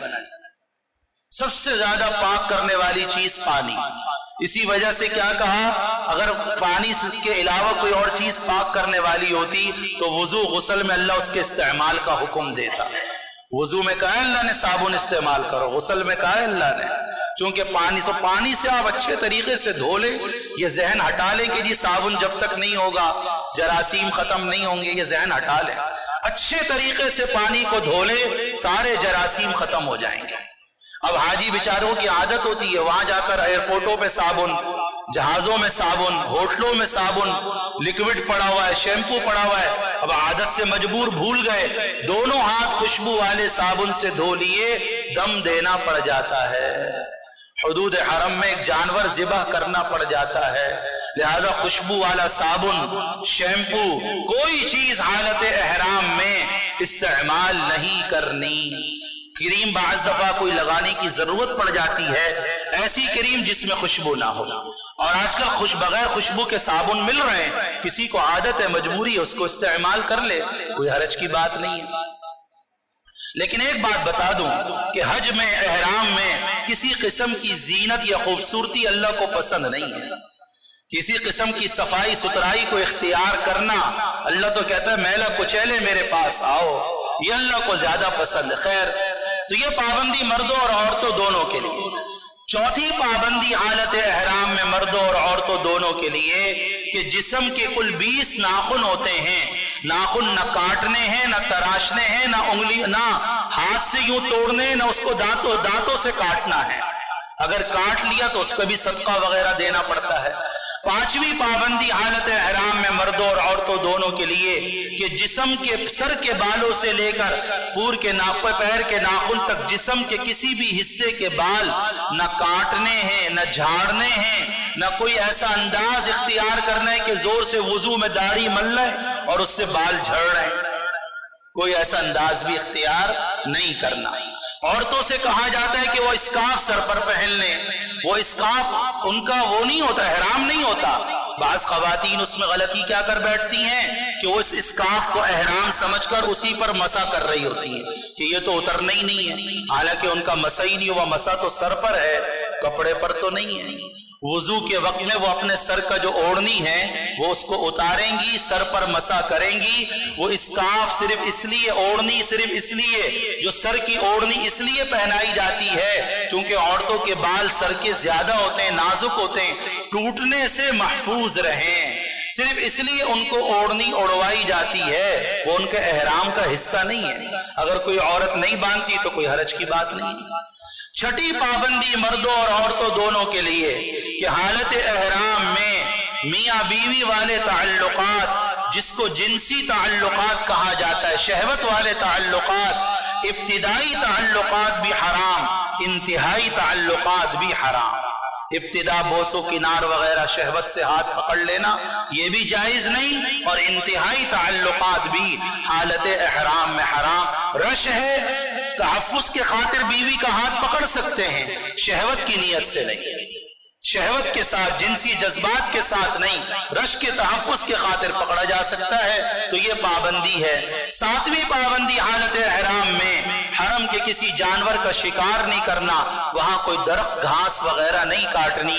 تو یہ احرام کی 7 پابندیوں کا خیال کرنا ہے. اگلی چیز، عمرے کا دوسرا رکن ہے طواف. طواف بیت اللہ کے ارد گرد 7 چکر لگانے کا نام ہے. طواف جو ہے اس کی پہلی بڑی بنیادی شرط کہ طواف ناپاکی کی حالت میں ادا نہیں ہو سکتا. ہر قسم کی ناپاکی سے پاک ہونا ضروری، غسل والی ناپاکی بھی اور وضو والی ناپاکی سے بھی پاک ہونا ضروری. بغیر غسل کے بھی طواف ادا نہیں ہوگا، بغیر وضو کے بھی طواف ادا نہیں ہوگا. اگر کوئی عورت ان دنوں میں ناپاک ہو جاتی ہے، اس کو ماہواری کا ایام شروع ہو جاتے ہیں، تو وہ بیت اللہ نہیں جائے گی. وہ احرام کی حالت میں رہ کر اپنے ہوٹل میں اپنے پاک ہونے کا انتظار کرے گی. جب پاک ہو جائے گی تو غسل کر کے پھر جا کر وہ طواف ادا کرے گی. اور جتنے دن بھی اس کے ناپاکی کے گزریں گے، اس میں احرام کی پابندیوں میں اس عورت کو رہنا ہوگا. اپنے ہوٹل میں یا زیادہ سے زیادہ حرم کے صحن میں آ سکتی ہے، اندر مسجد میں جا کر طواف نہیں کر سکتی. طواف بیت اللہ کے ارد گرد 7 چکر لگانے کا نام ہے. بیت اللہ کے 4 کونے ہیں، جس میں سے ایک کونے کا نام حجر اسود ہے. جہاں پر حجر اسود لگا ہوا، حجر اسود سے طواف شروع ہوتا ہے اور حجر اسود پر طواف ختم ہوتا ہے. ہم جب بیت اللہ کے صحن میں پہنچ جائیں، جس کو مطاف بولا جاتا ہے، بیت اللہ پر جب پہلی نگاہ پڑے تو دعا قبول ہوتی ہے. کیا دعا اس وقت ہونی چاہیے؟ وہ دعا کتابوں میں لکھی بھی ہے. حج کی تیاریوں میں سے ایک بہت بڑی تیاری یہ بھی ہے کہ حج کے دوران کی مسنون دعاؤں کو ہم ابھی سے یاد کرنا شروع کر دیں.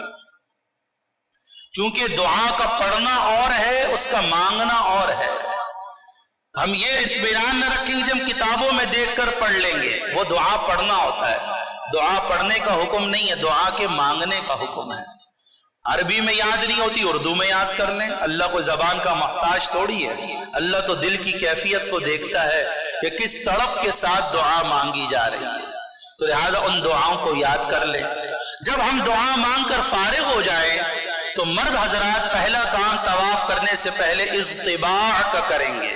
کیا کام؟ اصطباع بولتے ہیں. اپنے احرام کی چادر کو دائیں کندھے کے نیچے سے نکال کر اس طور پر کہ بائیں کندھے کی طرف اس کو موڑ کر لے آئیں. دایاں کندھا بالکل سیدھا، کندھا بالکل ننگا اور خالی ہو جائے. احرام کی چادر یہاں سے نیچے سے نکالیں اور یوں پیچھے سے موڑ کر اپنے بائیں کندھے تک لے آئیں. اس کو اصطباع کہا جاتا ہے. یہ مردوں کے لیے سنت ہے. اصطباع کر کے آپ یقین کر لیں کہ حجر اسود کہاں ہے. اس کی نشانی ہے کہ حجر اسود کے بالکل سامنے ہری لائٹ لگی ہوئی ہے.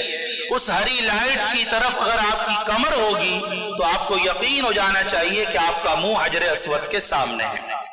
حجر اسود کے سامنے پہنچنے کا جب آپ کو یقین ہو گیا، یہاں پہنچ کر 2 کام کرنے ہیں.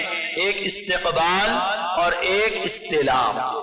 استقبال کانوں تک ہاتھ اٹھائیں گے جیسے نماز کے لیے ہاتھ اٹھاتے ہیں. بسم اللہ اللہ اکبر وللہ الحمد پڑھ کے ہاتھ نیچے چھوڑ دیں گے.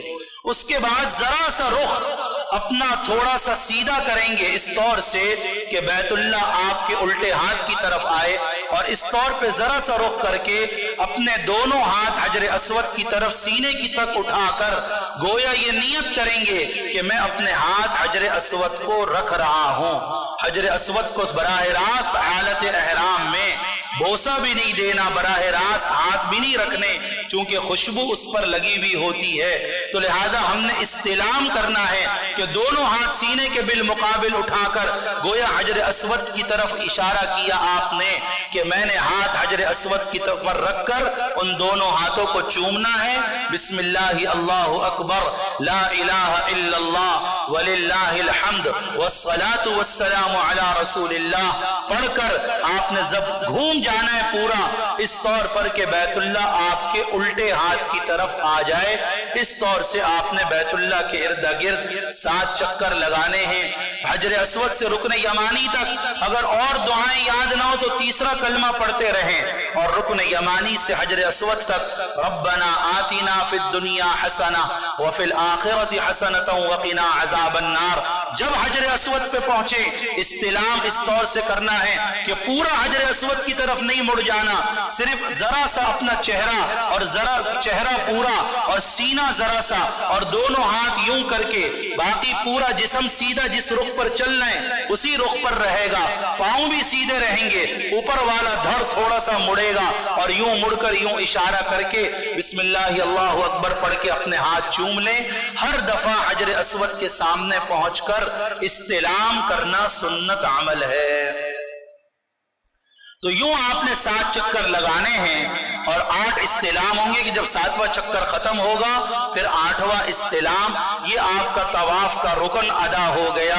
उसके बाद अल्लाह मौका दे तो मकाम इब्राहिम के पीछे या जहां पूरी मस्जिद हराम में आसानी हो वहां पर 2 रकात तवाफ की नियत से पढ़ के दुआ मांगी जाए। उसके बाद मुल्तजम के बिल्कुल करीब तो नहीं जाना, उसकी सीध में जरा खड़े होकर दुआ मांग ली जाए। उसके बाद जमजम पेट भर कर पीना, यह सुन्नत अमल है। तो उम्रे के 2 काम अदा हो गए, एहराम चल रहा है, तवाफ अदा हो गया। अब तीसरा काम सई। सई सफा मरवा के दरमियान, सफा मरवा बैतुल्लाह की हुदूद में ही है, लिखा हुआ बड़ा बड़ा इलल मसआ, सई की तरफ जाने का ये रास्ता है। सई की तरफ जाने से पहले नवा इस्तिलाम कर लिया जाए हजर अस्वद का, चूंकि वहां से हजर अस्वद अब नजर नहीं आ रहा, पहले सफा से नजर आता था। सफा पहुंचकर ये आयत पढ़नी है, अब्दउ बिही कमा बदा अल्लाहु तआला इन सफा वल मरवत मिन शआइरिल्लाह फमन हज्जल बैत अव इतमरा फला जुनाहा अलैहि अन यतवफ बिहिमा वमन ततव्वअ खैरन फइन्नल्लाह शाकिरुन अलीम। ये आयत पढ़ के सफा से मरवा की तरफ चलना शुरू करना है। दरमियान में हरी लाइटें आएंगी जिसको मीलैन अखजरैन कहा जाता है, वहां जरा सा दौड़ना है मर्दों ने, औरतों ने नहीं। सफा मरवा का बेहतरीन जिक्र चौथा कलिमा ला इलाहा इल्लल्लाहु वहदहु ला शरीका लहू लहुल मुल्कु व लहुल हम्दु व हुवा अला कुल्लि शैइन कदीर ला इलाहा इल्लल्लाहु वहदहु अंजज़ वअदहु हज़मल अहज़ाब वहदहु व नसर अब्दहु। और मीलैन अखज़रैन के दरमियान की दुआ रब्बिग़फिर वरहम व तजावज़ अम्मा तअलम इन्नका अंतल अअज़्ज़ुल अकरम। सफा से मरवा 1 चक्कर, मरवा से सफा दूसरा, फिर सफा से मरवा तीसरा, इस तरह मरवा पे 7वां चक्कर आपका खत्म हो जाएगा।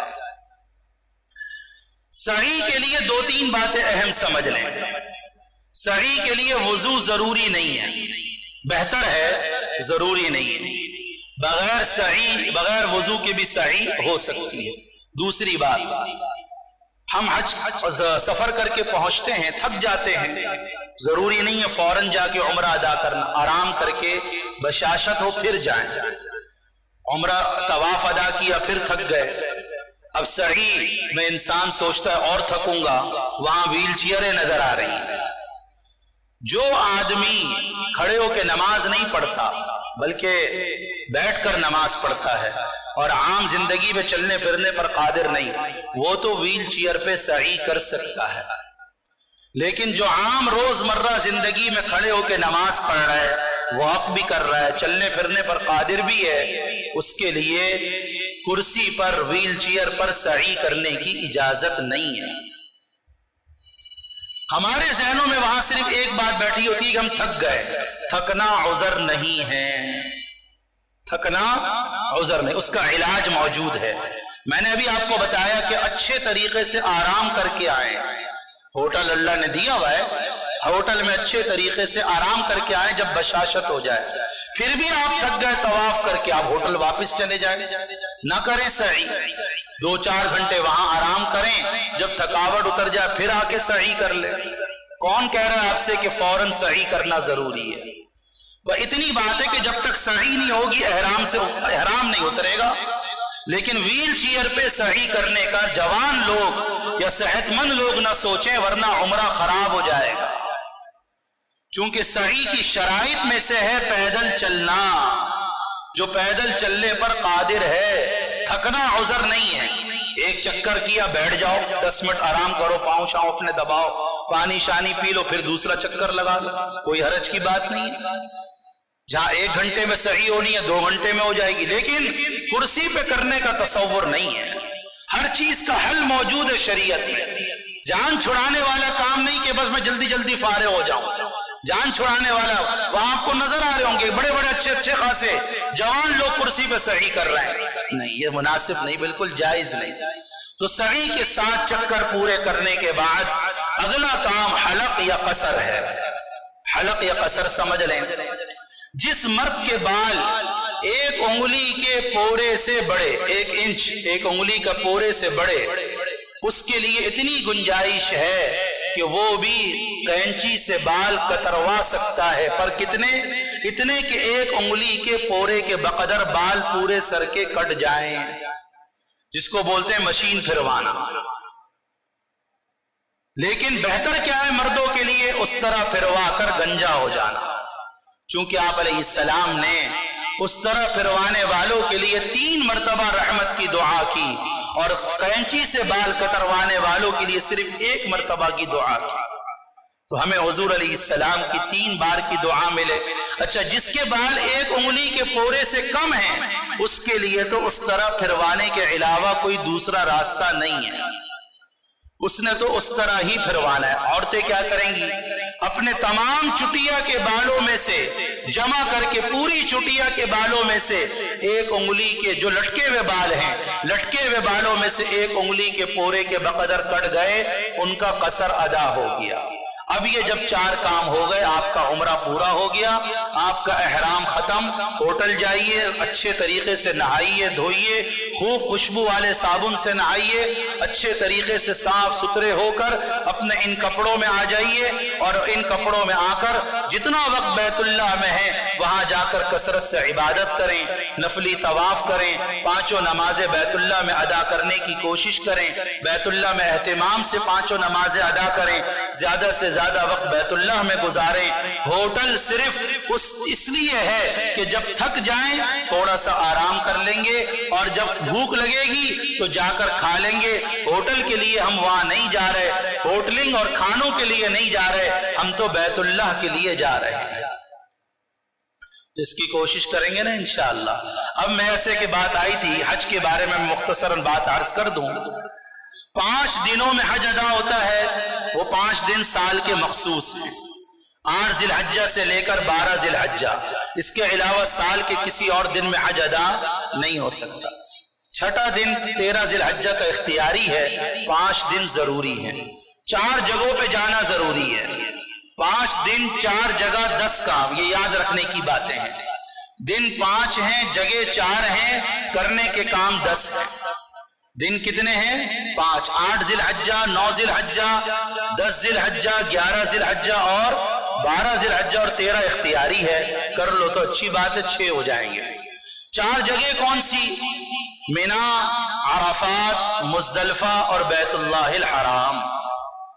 مینا بھی جانا ہے، عرفات بھی جانا ہے، مزدلفہ بھی جانا ہے، اور بیت اللہ الحرام بھی جانا ہے۔ 4 جگہوں پر جانا ہے، کرنے کے کام 10 ہیں، 10 میں سے 3 کام فرض ہیں، 7 کام واجب ہیں۔ یہ آج یاد کر لیں، تفصیل انشاءاللہ اگلی نشست میں آئے گی۔ جو 3 کام فرض ہیں، فرض کے بغیر حج کا رکن، حج ادا ہی نہیں ہوگا۔ نمبر 1 احرام، بولیے نمبر 1، جو آپ کا عمرے کا احرام تو کھل جائے گا، دوبارہ 7 کی رات کو یا 8 کی صبح جیسے گروپ کی طرف سے ہدایات ہوں گی، دوبارہ حج کا احرام عزیزیہ کی بلڈنگ سے بندھے گا، 7 کی رات کو یا 8 کی صبح دوبارہ حج کا احرام باندھنا ہے۔ احرام کے بغیر حج ادا نہیں ہوگا۔ نمبر 2، دوسرا فرض ہے وقوف عرفہ، عرفات کے میدان میں جانا۔ یہ 9 ذی الحجہ کو عرفات کے میدان میں جایا جاتا ہے، اس کے بغیر بھی حج ادا نہیں ہوگا۔ تیسرا حج کا بڑا رکن ہے طواف زیارت کرنا، کہ بیت اللہ کے ارد گرد طواف زیارت، جس کو طواف افاضہ بھی بولا جاتا ہے، یہ بھی فرض ہے، اس کے بغیر حج مکمل نہیں ہوتا۔ تو 3 حج کے فرائض کیا کیا؟ احرام، وقوف عرفہ اور طواف زیارت۔ احرام، وقوف عرفہ اور طواف زیارت۔ 7 حج کے واجبات۔ نمبر 1 وقوف مزدلفہ، بولیے نمبر 1 وقوف مزدلفہ، جمرات کو 3 دن کنکری مارنا، जमरात को 3 दिन कंकरी मारना वाजिब है। वो तफसील उसकी इंशाअल्लाह आएगी कि पहले दिन एक जमरा को और दूसरे और तीसरे दिन तीनों जमरा को साथ साथ कंकरी। मैंने वाजिब क्या गिनवाया आपको? 3 दिन जमरात को कंकरी मारना। ये हज का दूसरा वाजिब हुआ। हज का तीसरा वाजिब, पहले दिन की कंकरी मारने के बाद शुक्राने का जानवर ज़िबह करना। क्या है हज का तीसरा वाजिब भाई? पहले दिन की कंकरी मारने के बाद शुक्राने का, जिसको हम लोग कुर्बानी का नाम देते हैं, असल वो दमे शुक्र है। असल वो क्या है? दमे शुक्र, शुक्राने का जानवर ज़िबह करना। ये हज का तीसरा वाजिब। हज का चौथा वाजिब हो गया कुर्बानी करना। ये चौथा वाजिब हो गया कि जब कुर्बानी हो जाए तो सर के बाल मुड़वाना या औरतों के लिए कैंची से कतरवाना। ये हज का चौथा वाजिब। दोबारा मैं आ जाऊं, पहला वाजिब वकूफ़े मुज़दलिफ़ा, दूसरा वाजिब जमरात को 3 दिन कंकरी मारना, तीसरा वाजिब जब जमरात को कंकरी लग जाए उसके बाद एक जानवर ज़िबा करना, चौथा वाजिब जब जानवर ज़िबा हो जाए तो हलक या कसर करवा कर अपने एहराम से आज़ाद हो जाना। एहराम से उस वक्त तक आजाद नहीं होंगे जब तक हलक या कसर नहीं होगा। पांचवा वाजिब 3 काम तरतीब से करना। पांचवा वाजिब क्या है भाई? 3 काम तरतीब से। कौन कौन सी? कंकरी मारना, कुर्बानी करना और हलक कराना। इन तीनों कामों में तरतीब जरूरी है और ये तरतीब से करना पांचवा वाजिब। छठा वाजिब सफा मरवा के दरमियान सई करना। वो कब कैसे की जाएगी उसकी तफसील इंशाअल्लाह बयान करूंगा। सातवां वाजिब है जब आप बैतुल्ला और मक्का मुकर्रमा छोड़ने लगे तो तवाफ़े वेदा, जिसको रुखसती का तवाफ बोला जाता है, तवाफ़े वेदा करना, ये हज का 7वां वाजिब है। तो ये 10 काम 5 दिनों में 4 जगहों पर करने का नाम हज है। इसको पूरा हफ्ता दोहराते रहिए। तफसील इंशाअल्लाह आइंदा नशिस्त में बयान होगी। किसी का कोई जरूरी सवाल हो तो इरशाद फरमाइए। एहराम कब खोलना है हमने? पहली कंकरी मारने के बाद या 3 कंकरी मारने के बाद? पहली कंकरी मारने के बाद पहले दिन आपकी कुर्बानी हो गई, हलक हो गया, फिर एहराम खोल सकते हैं। बाकी 2 दिनों की कंकरी फिर आप सादा कपड़ों में मारेंगे। मेरे एक सवाल है आपसे कि अगर एहराम उतरने का डर होता है ना कि एहराम उतर जाएगा, तो उस सूरत में बेल्ट बांध सकते हैं? बांध सकते हैं बिल्कुल। और जो खुशबूदार जो चीजें आपने बताई हैं उसमें तो खाने की भी चीजें हो सकती हैं। जो चीज खाने के अंदर पक गई, खुशबू वाली चीज पक गई, उसका एतबार नहीं है। जो पकी भी नहीं है, जैसे इलायची है, पकी भी नहीं है, आपने इलायची पान में इलायची रखकर खा ली, या तंबाकू इलायची वाला। नहीं, मैं फ्रूट की बात कर रहा हूँ, जैसे केला हो गया, वो कुदरती खुशबू है, कुदरती खुशबू। बहुत बहुत शुक्रिया, जज़ाकल्लाह। अच्छा भाई, सवालात का सिलसिला शुरू चलता रहेगा। बड़ी बड़ी सादत की बात है। अल्हम्दुलिल्लाह डायरेक्टर हज हमारे पास तशरीफ लेकर आए हैं और उनका बड़ा इसरार है कि तरबियत के अंदर ऐसी तरबियत हो कि हाजी को वहाँ जाके सब मालूम हो, कोई तकलीफ नहीं हो, ख़वातीन पूरा पर्दा करें, जो हजरात हैं उनको पूरा हज आता हो। थोड़ी सी आपसे बात करेंगे, उसके बाद सवाल का सिलसिला चलता रहेगा इंशाल्लाह। ठीक है, 5 बजे तक है, कोई मसला नहीं। औज़ुबिल्लाहिमिनश्शैतानिर्रजीम, बिस्मिल्लाहिर्रहमानिर्रहीम। मेरा नाम आलमगीर अहमद खान है। मैं सीनियर जॉइंट सेक्रेटरी हूँ मिनिस्ट्री ऑफ रिलीजियस अफेयर में। और मिनिस्टर रिलीजियस अफेयर जनाब सेनेटर तलहा महमूद और सेक्रेटरी आफ्ताब खान दुरानी ने मेरे ज़िम्मे जो ट्रेनिंग है हुजाज इकराम की, जो 1,80,000 लोग हैं, उन ट्रेनिंग की मॉनिटरिंग और लुक आफ्टर मेरे ज़िम्मे है। जो रेगुलर हुजाज है उनकी ट्रेनिंग तकरीबन कंप्लीट हो चुकी है और जो हमारे प्राइवेट हुजाज हैं उनकी ट्रेनिंग हो रही है। आज मैंने कोई 20 के करीब कंपनियों को सुबह से मैं देख रहा हूँ, मुख्तलिफ जगह पर ट्रेनिंग उनकी हो रही है। इसी तरह से यहाँ पे भी मैं देख रहा हूँ कि बड़ा दीनी जोश जज्बा पाया जा रहा है। ख़ासतौर पर सवालात के सेशन में मैं देख रहा हूँ कि बड़े अच्छे और रकीक सवालात किए जा रहे हैं और मास्टर ट्रेनर साहब भी बड़ी मुशक्क़त से और बड़ी मोहब्बत से और मेहनत से और बारीकी से उसके जवाब दे रहे हैं। बात यह है असल में कि हज जो है एक इस्लामी फरीज़ा है, तमाम मुसलमानों पे फ़र्ज है। इसकी फर्जियत जो है वो कंडीशनल है, फ़र्ज आम नहीं है। इस तरह से कि जो मुसलमान आकिल हो, बालिग हो, जिस्मानी और ज़हनी सेहत रुको और उसके पास इतना माल हो कि ज़्यादा राह के लिए जा सके, उस पर यह फ़र्ज है। और जिसके पास ये तीनों शराइत नहीं है तो उसके लिए लाजिम नहीं है कि वो हज करे, लेकिन अगर वो कोशिश करके अपने आप को इस काबिल बनाए तो अल्लाह बहुत रहीम व करीम है। جب آپ اتنا مال خرچ کر کے اور اتنی محنت کر کے اپنے گھر والوں سے دور ایک نئی جگہ جا رہے ہیں اور تقریباً 15 دن سے 40 دن کا جو آپ کو وہاں پہ قیام آپ کا ہوگا وہاں پہ، اور وہاں پہ جب آپ جائیں تو مکمل طور پہ آپ کو حج کی معلومات ہوں کہ حج کیا ہے۔ حج میں 2 چیزیں ہیں، ایک تو مناسک حج ہے۔ مناسک حج میں یہ ہے کہ مشاہیر ہے کہ آپ نے مینا میں قیام کرنا ہے، اسی دوران آپ نے عرفات جانا ہے، عرفات کا وقوف ہے، پھر مزدلفہ ہے، اس کے بعد واپس آئیں گے تو جمرات ہے، پھر اس کے بعد قربانی ہے، حلق ہے، طواف زیارہ ہے۔ اس میں جو فرائض و وجوب ہیں، ان جو فرائض ہیں ان کے نہ ہونے سے کی وجہ سے تو حج کا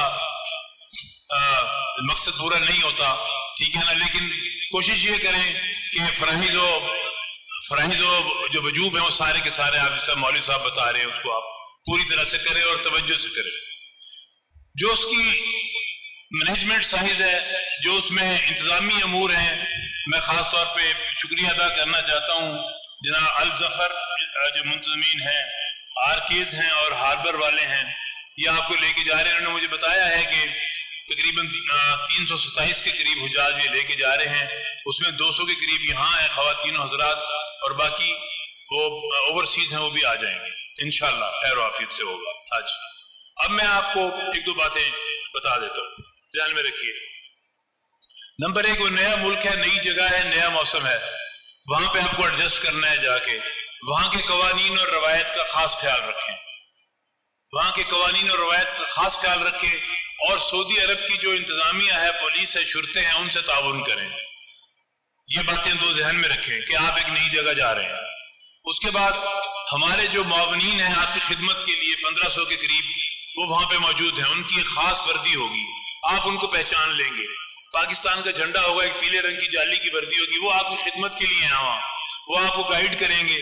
ان کو بھی آپ مہربانی کر کے ان کے ساتھ بھی آپ تعاون کریں، اور وہ بھی آپ کے لیے آپ کو ان کا نام ہی معاونین ہے، ٹھیک ہے۔ اس کے بعد جو اہم بات میں کرنا آپ کو چاہ رہا ہوں وہ یہ ہے کہ یہاں سے جب کچھ لوگ جاتے ہیں ہمارے بھائی، تو وہ جاتے ہی ایک دم سے دینی جوش اور جذبے میں حرم آ رہے ہیں، جا رہے ہیں، حرم آ رہے ہیں، جا رہے ہیں، اور بڑا محنت کر رہے ہیں بڑی محبت سے، لیکن حج قریب آتے تو تھک جاتے ہیں، ٹھیک ہے۔ حج میں بڑا زور لگتا ہے، تو آپ مہربانی کر کے جائیں، عمرہ کریں، حج کریں، عبادات کریں، ترتیب ایسی رکھیں کہ جب حج قریب آئے تو آپ میں اتنی جسمانی طاقت ہو کہ آپ حج کا فضا مکمل طور پہ صحیح طرح سے انجام دے سکیں، ٹھیک ہے۔ جائیں، حرم شریف جائیں، ضرور جائیں، لیکن اپنی طاقت کو دیکھ کر جائیں کہ کیا آپ روز جا سکتے ہیں یا دن میں 3 مرتبہ جا سکتے ہیں، کہ اس کے بعد حج بھی کر لیں گے، ہو تو جائے گا، لیکن آپ کو چاہیے کہ آپ اپنی جان مال بچا کے رکھیں۔ حج کے دوران لوگ جاتے ہیں، اس وقت جاتے ہی فوراً شاپنگ بھی شروع کر دیتے ہیں، پیسہ بھی ہوتا ہے اور عبادتیں بھی ہو رہے ہیں اور کھا بھی رہے ہیں، پی بھی رہے ہیں، آخر میں پتہ چلتا ہے کہ پیسہ بھی خرچ ہو گیا اور جسم بھی خرچ ہو گیا، حج ابھی وہیں کھڑا ہے۔ اس بات کا خاص خیال ہے۔ دوسری بات، وہاں پہ لوگ بھیک مانگتے ہیں، ٹھیک ہے۔ یہ آپ جو جس کو دیکھیں کسی پاکستانی کو جو آپ کے ساتھ جا رہا ہے اور خود بھی اس قسم کی ہینیس کرائم سے پاکستان کا نام بدنام ہوتا ہے، وہ ہمیں بتاتے ہیں، اور کچھ لوگ تھوڑی بہت ہی، اللہ معاف کرے، انسان ہے، کمزوری ہوتی ہے، دوسروں کی مال پہ نظر رکھتے ہیں، اس سے بھی اجتناب کریں، ٹھیک ہے۔ اور ایک اور اہم بات وہاں پہ آپ دیکھیں گے کہ آپ، کیونکہ لاکھوں لوگ آئے ہوئے ہیں وہاں پہ، تو کسی کا کچھ نیچے پرس پڑا ہے، کسی کا فون پڑا ہے، کسی کی انگوٹھی پڑی ہے، کوئی ہار پڑا ہے، کوئی، اگر وہ آپ کا نہیں ہے تو اس کو مت اٹھائیں، اس کو دیکھیں بھی نہ اگر وہ آپ کا نہیں ہے تو پلیز، کیونکہ جو ہی آپ اس کو اٹھائیں گے چاروں طرف کیمرے لگے ہوئے ہیں، وہ فوراً آپ کو کیچ کریں گے۔ یہ آپ کا کام نہیں ہے، آپ اپنے کام میں ہی مگن رہیں، یہ سب سے بہتر ہوگا آپ کے لیے۔ جو جتنی دعائیں مانگنی ہیں، آپ جتنی دعائیں مانگنی ہیں خوب مانگیں، اللہ تعالیٰ آپ کی حج قبول کرے، لیکن 2 دعائیں ایسی ہیں جو بزرگوں نے ہمیں کہا ہے کہ وہ دعائیں آپ نے آج سے ہی مانگنا شروع کر دینی ہے۔ وہ ہے اللہ آسانی فرما قبول فرما، آسانی فرما قبول فرما۔ یہ دعا جب تک آپ گھر نہیں آتے نا، یہ دعا مانگتے رہیں، کیونکہ حج ایک مشکل عبادت ہے، اس میں اللہ سے آسانی مانگیں۔ قبولیت کی دعا اس لیے کریں کہ لاکھوں روپے دے کے جا رہے ہیں آپ، اپنے بہن بھائیوں کو چھوڑ کے جا رہے ہیں، سفر کر رہے ہیں، سختی اٹھا رہے ہیں، اللہ معاف کرے اگر اس کی قبولیت نہ ہوئی اور مبرور نہ ہوا تو اس کا کوئی फिर फायदा नहीं रहता। और हज कबूल और मकबूल होगा तो तमाम दुआएं भी कबूल होंगी। इन 2-4 बातों का आप ख्याल रखें। जो मिनिस्ट्री है इंशाअल्लाह ताला वो पूरी जान फिशानी से, सेनेटर साहब और सेक्रेटरी साहब, मैं अब लाहौर यहाँ आया हूँ, अब मुल्तान जाऊँगा, फिर पेशावर जाऊँगा, मैं ये चेक करता फिर रहा हूँ कि ये जो हमारे HGOs हैं जिनको हमें लाइसेंस दिए हैं, आगे ये ट्रेनिंग दे भी रहे हैं कि नहीं दे रहे। अगर फर्ज किया ये ट्रेनिंग नहीं दे रहे होते तो फिर मतलब है फिर सूरत हाल कुछ और होती। ठीक है, तो ये हमारी जिम्मेदारी है और अल्लाह ताला आपको खुश रखे।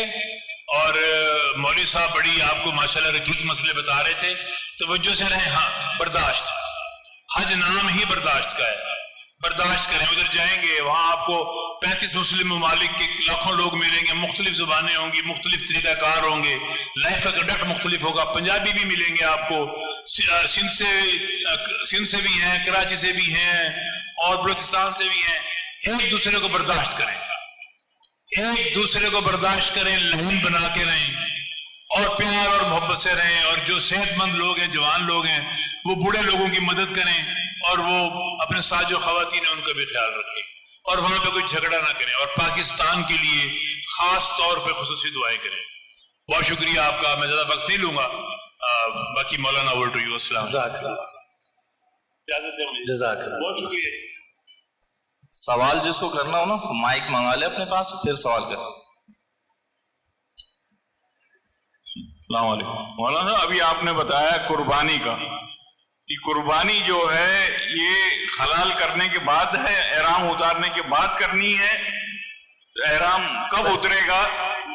एहराम तरतीब सुन लें। 10 ज़िलहज्जा को वकूफ़ मुज़दलिफ़ा करने के बाद हम जमरात को कंकरी मारेंगे, एक जमरात को 7 कंकरी, जिसको बड़ा शैतान बोला जाता है।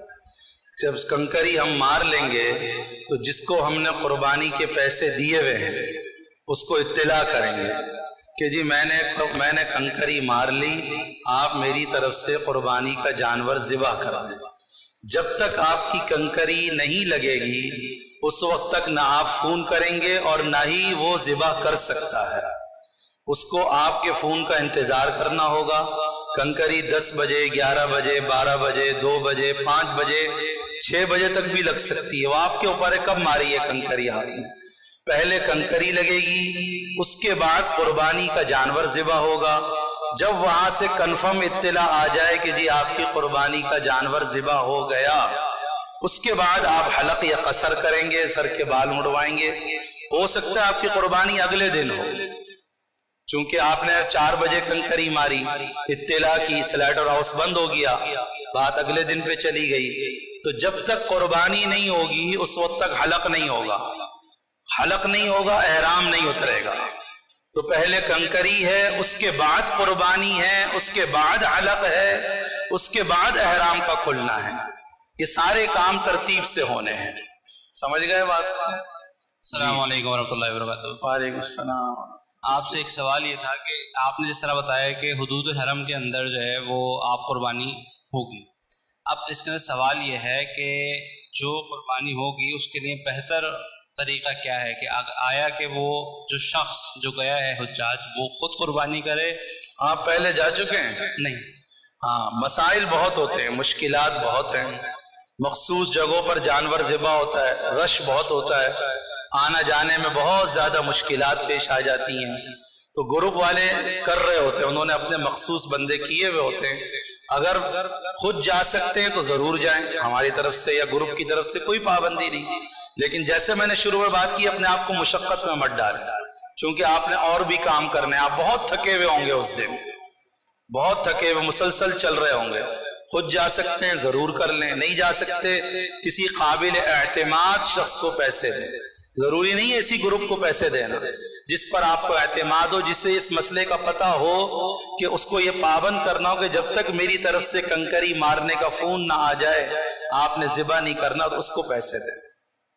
एक गुजारिश ये है कि हज के जो तफसीली मसाइल हैं वो मैंने अभी बयान नहीं किए, वो अगले में आएंगे। तो अक्सर साथी जो मसाइल पूछ रहे हैं वो हज के मसाइल वो पूछ रहे हैं जो इंशाअल्लाह जिन मसाइल के जवाबात बयान में आ जाएंगे। तो अगर थोड़ा सा इंतज़ार कर लें इस बारे में, अभी एहराम से मुताल्लिक़ या उम्रे से मुताल्लिक़ کوئی ضروری مسئلہ ہو تو وہ پوچھ لیں گے تو مہربانی ہوگی انشاءاللہ. خواتین کے حوالے سے آپ نے پردے کا جو بیان فرمایا، اگرچہ ہمارے ہاں یہ غلط العام ہے اور شاید اس کو ضروری نہیں سمجھا جاتا، اس میں صرف آپ سے ایک عرض اور کرنا چاہوں گا کہ خواتین کے لیے جس وقت وہ پردہ کریں گی، احرام کی حالت میں ہوں گی، تو جو نقاب ہے چہرے کو مس ہونے کا مسئلہ ہے، اس میں غلطی سے غیر ارادی طور پہ یا ہوا کے جھونکے سے اگر وہ چھو جاتا ہے تو کیا اس پر بھی ایک آدھ مرتبہ 3 مرتبہ سے کم اگر وہ نقاب کپڑے پہ غیر اختیاری طور سے لگ گئی تو کوئی حرج نہیں ہے. 3 مرتبہ یا اس سے زیادہ لگ جاتی ہے تو 5 ریال صدقہ دے دیں. 5 ریال صدقہ دے دیں. اور اگر 1-2 گھنٹے تک چہرہ چھپا رہتا ہے، کپڑا لگا رہتا ہے، تو پھر 20 ریال صدقہ ہے. اور اگر 6 گھنٹے تک کپڑا لگا رہتا ہے تو پھر دم دینا پڑتا ہے. تو اتنا عموماً ہوتا نہیں ہے، تو میں نے 3-4 پہلو آپ کے سامنے رکھ دیے. السلام علیکم. حضرت مسئلہ یہ پوچھنا تھا کہ صحیح میں آج کل وہاں جو گاڑیاں چل رہی ہیں، کیا فرمایا؟ صحیح میں وہاں صحیح کے لیے گاڑیاں چل رہی ہیں، اگر ایک شخص اپنے کسی ضعیف والد کے ساتھ گاڑی میں بیٹھتا ہے صحیح کے لیے، تو آیا اس کی صحیح ہوگی؟ اس کی نہیں ہوگی، اس کی صحیح ادا نہیں ہوگی. لیڈیز جو پردہ کریں گی یہ کس طرح؟ آج کل ہیڈ والی نقاب آ جاتی ہے، اس کے آگے ہیڈ لگا ہوا ہوتا ہے، اس کے آگے نقاب لٹک جاتی ہے. السلام علیکم. آپ نے احرام کی حالت پہ خوشبو لگانے کا بتایا کہ منع ہے، نہیں کر سکتے. احرام کی نیت سے پہلے جی لگا سکتے. احرام کی نیت سے پہلے احرام پر بھی لگا سکتے ہیں، جسم پر بھی لگا سکتے ہیں. احرام کی حالت میں جب ہم نماز پڑھ رہے ہوں گے تو سر پہ کپڑا رکھنا یا ٹوپی رکھنا؟ احرام کی حالت میں سر پہ کپڑا نہیں رکھیں گے. نماز کے دوران ٹوپی تو رکھنی نہیں ہے، احرام کی چادر بھی اوپر نہیں کرنی. السلام علیکم. جو اپنے بالوں کا کہا کہ اگر خود سے گر جائیں تو اس پہ بھی خود سے گر جائیں، 3 بال سے کم ہو تو کوئی حرج نہیں. 3 بال یا اس سے زیادہ ہو جائیں تو 5 ریال صدقہ ہے. بہت زیادہ ہو جائیں تو پھر 20 ریال صدقہ ہے. اس کا اندازہ نہیں ہو پاتا کہ بال آدمی احتیاطاً 5-10 ریال صدقہ دے دے. ٹھیک ہے. اگر عمرے کے بعد آپ نے اپنا خلق کروا لیا، مکمل سر صاف کروا لیا ہے، اور 2 دن کے بعد آپ حج کے لیے دوبارہ آپ اسی پر دوبارہ اس طرح پھروائیں. اس طرح پھرواتے. اچھا، یہ دوران طواف آپ پانی کی بوتل ہاتھ میں پکڑ سکتے ہیں؟ جی بالکل پکڑ سکتے ہیں، اس میں کوئی حرج نہیں. اور طواف کے دوران یا ویسے ہی آپ کا جو احرام ہے اس سے آپ پسینہ وغیرہ بھی صاف کر سکتے ہیں؟ کر سکتے ہیں. ٹیشو سے بھی کر سکتے ہیں. ٹیشو خوشبو والا نہ ہو، بس اس کا خیال ہے. ان کو دے دیجیے. مجھے پوچھنا تھا، رمل کا ہوتا ہے، یعنی کہتے ہیں 3 چکر پہلے رمل کرنا ہوتا ہے جب؟ ہاں، رمل کی بات رہ گئی. شروع کے 3 چکروں میں مرد حضرات ذرا اس طور سے چلیں گے کہ دایاں کندھا ان کا ہلتا رہے، سینہ ذرا اکڑا ہوا ہو. اس کو رمل بولا جاتا ہے. یہ مردوں کے لیے مسنون عمل ہے، لیکن شرط یہ کہ کسی دوسرے کو تکلیف نہ ہو. اگر تکلیف ہو تو اس کو چھوڑ دیا جائے. ایک اور سوال تھا کہ جب طواف کر رہے ہیں اور جو چپل ہوتے ہیں کہتے ہیں وہ اسٹرنگ بیگ میں لٹکا لیں، تو وہ ہر انسان کا اپنا معاملہ ہے. چپل کوئی رکھنے کی مخصوص جگہ تو وہاں نہیں ہوتی. اگر آپ یہ سمجھتے ہیں کہ احتیاط اسی میں ہے کہ میں اپنے ساتھ رکھوں تو کوئی حرج کی بات نہیں. میرا آپ سے یہ سوال ہے کہ اب جیسے ہماری امی ہیں، ان کی ایج جو ہے وہ 70 سے اوپر ہے، ٹھیک ہے، تو وہ نقاب کر سکتی ہیں؟ ان کے لیے بھی بہتر یہ ہے کہ وہ نقاب کریں، لیکن بوڑھی عورتیں مستثنا ہو جاتی ہیں، تو اگر ان کو مشکل ہو رہی ہے تو وہ تھوڑا سا چہرہ کھول سکتی ہے. اور دوسرا سوال یہ ہے کہ اگر حرم میں وہاں مکہ میں جو ہے سر کے اوپر کوئی چیز نہیں ڈھانپ سکتے تو پھر یہ ضروری کیوں؟ حرم میں نہیں، صرف احرام کی حالت. اچھا، احرام کی حالت میں احرام اتر کوئی گیا، چیز نہیں پہن سکتے، ٹوپی نہیں پہن سکتے مطلب. اچھا، کیا زیادہ گرمی لگنے کی صورت میں مردوں کو جو اوپر چادر ڈالی جاتی ہے کیا جی اتاری جا سکتی ہے؟ اکثر یہ دیکھا گیا ہے کہ وہ گرمی زیادہ ہوتی ہے تو احرام کی حالت میں تولیہ ڈھیلا کر کے سر پہ رکھ لیتے ہیں. مسلسل نہ رکھا رہے، تھوڑی دیر کے لیے 2-4 منٹ کے لیے رکھ لیا، پھر اتار لیا، پھر رکھ لیا تو حرج نہیں. مسلسل زیادہ دیر تک نہ رکھا رہے. اچھا، آپ نے بتایا تھا کہ وہ غسل کے لیے یا باتھ روم جانے کے لیے جب احرام اتاریں گے تو دوبارہ نیت کی پھر ضرورت نہیں ہے، ایک دفعہ نیت آپ نے کر لی بس وہ کافی. مختصر انتظامی امور کے متعلق آپ حضرات سے عرض کر دوں میں کہ میں نے عرض کیا تھا کہ آج کی نشست کے اندر ایئرپورٹ کیسے جانا ہے اور ایئرپورٹس کے پہلے کے لوازمات کیا ہیں. ہم سب نے آپ کو تقریباً حج فارم بھیج دیے ہیں جس کے ذریعے سے حاجی کیمپ سے ویکسین ہوگی. تو جن لوگوں نے ظفر کے جتنے بھی بھیجے ہیں اوکے کر کے بھیجیں گے حج فارم صحیح ہے, اگر کوئی غلطی ہے اس کو ٹھیک کرا ہم ٹھیک کر دیں گے. ٹھیک ہو گیا انشاءاللہ. اور وہ حج فارم جو آپ کے موبائل کے اندر ہے اس کو لے جا کر آپ حاجی کیمپ چل جائیں, وہاں ویکسین بھی ہو جائے گی اور بوسٹر بھی لگ جائے گا. جس نے 6 مہینے کے اندر کوئی کورونا کا بوسٹر نہیں لگایا وہ حاجی کیمپ سے بوسٹر بھی لگا لے, وہ فری لگ رہا ہے وہاں پر, اور ویکسین کرا لے اور ویکسین کارڈ اپنے پاس لازم رکھے. ٹھیک ہے نا. اور کورونا کی جو آپ کی ویکسین ہے مکمل ہونا چاہیے, یہ بات یاد رکھ لیں. یہ ان کی بات کر رہا ہوں جو پاکستان سے جا رہے ہیں, جو پاکستان سے باہر جا رہا ہوں ان کا بتاتا ہوں. ٹھیک ہے. جو پاکستان جا رہے ہیں کورونا کی ویکسین نادرا کے حساب سے مکمل ہونا چاہیے اور حاجی کے ہم جا کے اپنی ویکسین کرا دیں. ایک چیز, جو ملک سے باہر براہ راست جا رہے ہیں, دبئی سے ابوظہبی سے جا رہے ہیں, قطر سے جا رہے ہیں, US سے کینیڈا سے جا رہے ہیں, وہ اپنے لوکل حساب جو وہاں سے جو ڈائریکٹ جائیں گے ان کے حساب سے اپنی ویکسین کرا لیں, کورونا کی ویکسین, اور مینیجر سرٹیفکیٹ لے لیں, ان کے لیے کافی ہو جائے گا انشاءاللہ. یہ تو وہ ہو گیا. آپ تمام حضرات کی جو فلائٹیں ہیں آپ کے گروپ کے اوپر ہم شیئر کریں گے, کیونکہ سب کی مختلف فلائٹیں ہیں, ابھی بتانا مشکل ہے, کنفیوز ہو جائیں گے لوگ. سب کو بتایا تقریباً ہم نے 5 گھنٹے پہلے کہا تھا, مگر 4 گھنٹے پہلے ہم لازم پہنچ جائیں. حج کی فلائٹ کا ایک چیز ہوتی ہے کہ اگر اس کو کیش نہیں کیا نا تو حج ہی ختم ہو گیا, کوئی سیٹیں نہیں ہیں, سب بک ہیں, کوئی سیٹ نہیں, نان ریفنڈیبل ٹکٹ ہے. تو بہتر تھوڑا پہلے ہی آ جائیں, 1-2 گھنٹے فالتو بیٹھ جائیں. اس میں کوئی VIP نہ بنے کہ میرے تعلقات ہیں میں 1 گھنٹے پہلے آ جاؤں گا, میرے تعلقات ہیں میں 2 گھنٹے پہلے آ کے, ایسا نہ کر. کوئی VIP نہ بنے حج کے اندر. ہمیں بہت پریشان ہوتے دیکھا ہے VIPs کو, بڑا رش ہو جاتا ہے VIPs کے پاس. تو بہتر یہ ہے کہ 4 گھنٹے پہلے آ جائیں, کاؤنٹر کھولے گا, اطمینان سے چیکنگ ہوگی, آپ کے باڈی گارڈ ملیں گے, اب جا کے بیٹھ. ٹھیک ہے انشاءاللہ. اسی طرح جو ملک سے باہر ہیں وہ براہ راست وہیں سے جائیں گے, پاکستان سے نہیں جا رہے, وہ اپنی ٹکٹوں کو ویزا دکھا کر ری کنفرم کرا لیں, یہ لازم ہے. جو ملک سے باہر سے جا رہے ہیں وہ اپنے جس ملک سے جا رہے ہیں, قطر والے, UAE والے, امریکہ والے, وہ اپنے ویزے کو ٹکٹوں کو ایئر لائن جا کر ری کنفرم کرا لیں کہ یہ حج کے لیے ان کی ٹکٹیں ویلڈ بھی ہیں کہ نہیں ہیں. حج کے لیے مخصوص ٹکٹیں ہوتی ہیں, وہ حج کے لیے ویلڈ ہے یا نہیں وہ آپ کو کرا لیں, ان کی ذمہ داری ہے, وہ اپنی ویکسین کرا لیں. یہ دونوں چیزیں آپ کی مکمل ہو گئی. جو پاکستان سے جا رہے ہیں وہ اپنی ویکسین حاجی کیمپ سے کرائیں, جو فارم آپ کو بھیج دیا ہے وہ لے جائیں. ٹھیک ہے نا. اور اس کو ویریفائی کرنا ہوتا ہے, ہر پر کے سارے فارم ویریفائی کر دیں, وہ صبح جائیں اپنی ویکسین کرا لیں. ظفر کے اندر کچھ فارم میں نے ویریفائی کیے ہیں, انہوں نے کہہ دیا کہ یہ فارم کے اندر کوئی غلطی نہیں ہے, میرا نام بھی ٹھیک ہے, سب کچھ صحیح ہے.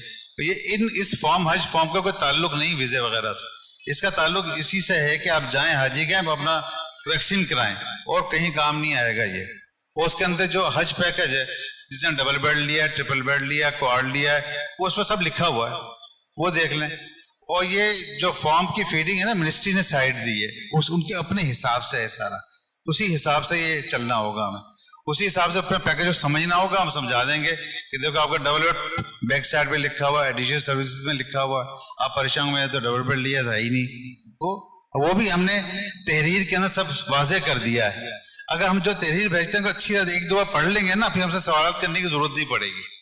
آج ایک فون آیا تھا کہ یار آپ نے وہ کیا بتایا, کیا کہتے ہیں, اس کا کیسا ہوگا, میں کہ تحریر میں لکھا ہوا رہا, وہ تو وہ میں نے پڑھی نہیں, میں نے آپ کو فون کر لیا. ایسا نہ کریں, تحریر کو 1-2 بار پڑھیں گے, آپ کے سارے مسئلے حل ہو جائیں گے, سارے سوالات کے جواب اس کے اندر موجود ہوتے ہیں. اور مزید تحریریں آتی رہیں گی, آپ اس کو اچھا پڑھتے رہیں اور کرتے رہیں ہر چیز. اور جو سوالات ہیں آپ گروپ میں معلوم کرتے رہیں, وہ بتاتے رہیں گے. گروپ پہ کا رسپانس نہیں ہے کیونکہ لڑکے مسلسل 12 گھنٹے 14 گھنٹے کام کر رہے ہیں, آپ مجھ سے کر لیں, میں سب کا فون اٹھاتا ہوں, سب کو جواب دیتا ہوں. میں مختصر اپنی چیزوں کلیئر کریں. حج سے پہلے ہر آدمی کو معلوم ہونا چاہیے کہ حج کے اندر آپ کو کیا چیز ملے گی اور کیا نہیں ملے گی. جب آپ کا حج صحیح ہوگا, اب آپ معلوم ہی نہیں ہوگا کہ حج میں کیا ملے گا, آپ وہاں جا کے سوچیں گے میرے کلاک ٹاور میں رہنا ہے مستقل, وہاں تو ایسا نہیں. آپ کو پتا ہونا چاہیے کہ آپ نے 4 دن رہنا ہے سوئز ہوٹل میں یا 8 دن رہنا ہے, یہ معلوم ہونا چاہیے. آپ نے عزیزیہ کب آنا ہے یہ معلوم ہونا چاہیے. مدینہ کب جانا ہے, حج کے بعد مدینہ 3 دن 4 دن رک کے جانا ہے, نہیں رک کے جانا ہے, یہ معلوم ہو. آپ کا بہترین حج ہوگا, کوئی شکایت نہیں ہو. جب معلوم نہیں ہوگا تو ہم پریشان نہیں. اور یہ بتا دوں کوئی چیز تبدیل نہیں ہوگی. اب وہاں جا کے آپ بولیں نہیں میرا ایسا نہیں پیکج بدل جائے, کچھ بدلے گا. پریشانی ہو سکتی ہے، تبدیلی کچھ نہیں ہوگی. جو یہاں پہ لکھ دیا گیا وہ ہر چیز ملے گی، اور جو لکھا گیا وہ اس کی سب فل پیمنٹ کر دی ہے، سب ڈن ہو چکا ہے ہماری طرف سے. ٹھیک ہے نا. جب تمام ہوٹلز کو، ٹرانسپورٹ کو جب پیمنٹ کر دی جاتی ہے، اس کی NOC کے بعد ویزا آتا ہے آپ کا. یہ بات یاد رکھیں. ویزا آنے کا مطلب ہے ہر چیز آپ کی کنفرم ہو چکی ہے انشاءاللہ. کوئی سوال ہے تو کریں انشاءاللہ. میں نے کہا آپ نے کہا ہے کہ چونکہ معلومات ہونی چاہیے، تو معلومات ابھی تک تو ہمیں کچھ نہیں ملی. معلومات پرووائڈ کریں گے ہم نے. آپ کا نام کیا ہے؟ کس کے ساتھ جا رہے ہیں؟ زاہد اقبال. زاہد اقبال.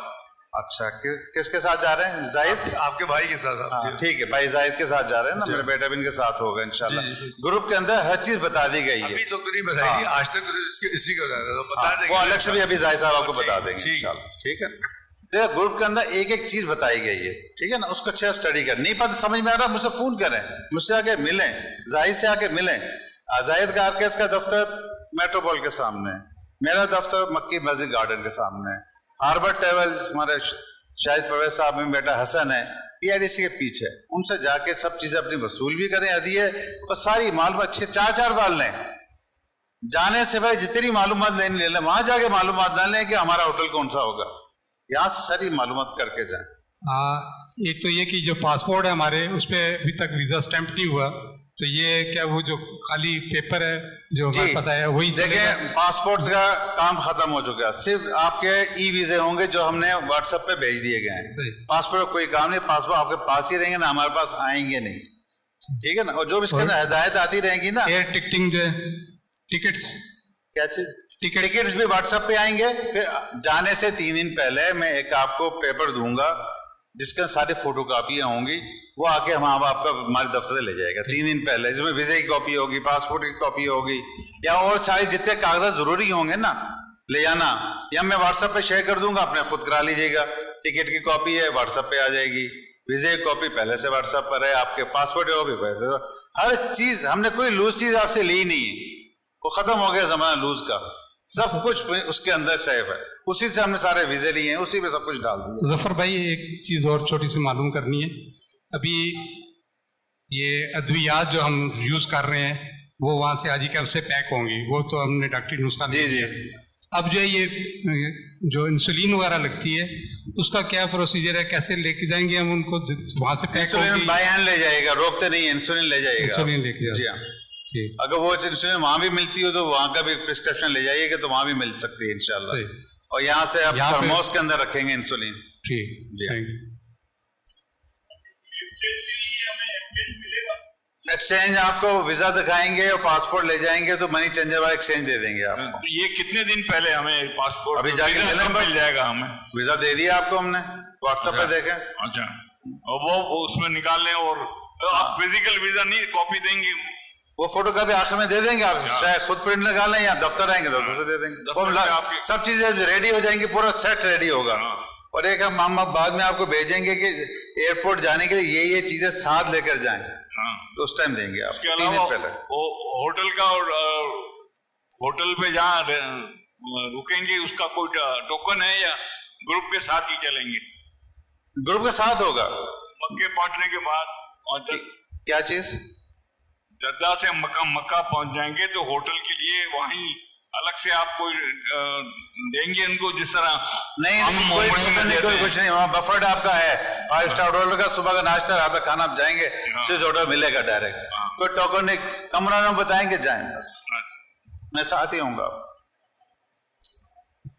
السلام علیکم. آپ نے وہ ویکسین کا کہا، تو ویکسین تو ہم لوگوں نے کورونا کی جو ہے وہ سال 1.5 سال پہلے کرائی ہوئی ہے. تو حاجی کیمپ میں کیا وہ بوسٹر ہی لگے گا ایک، یا ایک سے بوسٹر لگے گا؟ جگہ 6 مہینے میں بوسٹر نہیں لگا، وہ حاجی کیمپ والے لگا رہے ہیں بس ایک بوسٹر. اور میننجائٹس کا بھی لگے گا وہاں پہ، یا وہ میننجائٹس سے 2 انجیکشن لگیں گے، بوسٹر کا الگ لگے گا، قطرے الگ پلائیں گے. اس کا کارڈ لازم لینا ہے، وہ میں نے اس کے اندر شو کروں لکھ کے دے دیا آپ کو. ٹھیک ہے. اب زاہد بھائی وہ فل ویکسین بھی لگانی ہے. ہاں، اور ویزا بھی اگر سب چیزیں ملے آپ کو، واٹس ایپ ہر چیز ملے گی انشاءاللہ. بوسٹر ویکسینیشن جو وہاں لگا رہے ہیں؟ ہاں لگا رہے ہیں، آج ہی لگا کر لگوائی ہے. 2 لگائی انہوں نے، ایک کس کندھے پہ، ایک اس کندھے پہ. ہاں، اور بوسٹر الگ سے لگائیں گے، قطرے بھی بلائیں. بوسٹر لگوایا آپ نے؟ ابھی لگوا کے آئے آج. بوسٹر لگوایا آپ نے؟ اب اس میں پتہ نہیں بوسٹر انہوں نے لگوایا، اس کے علاوہ ہے وہ الگ سے لگتا ہے. یہ گروپس کے بارے میں کب بتائیں گے کہ کون سے گروپ میں ہم لوگ ہیں؟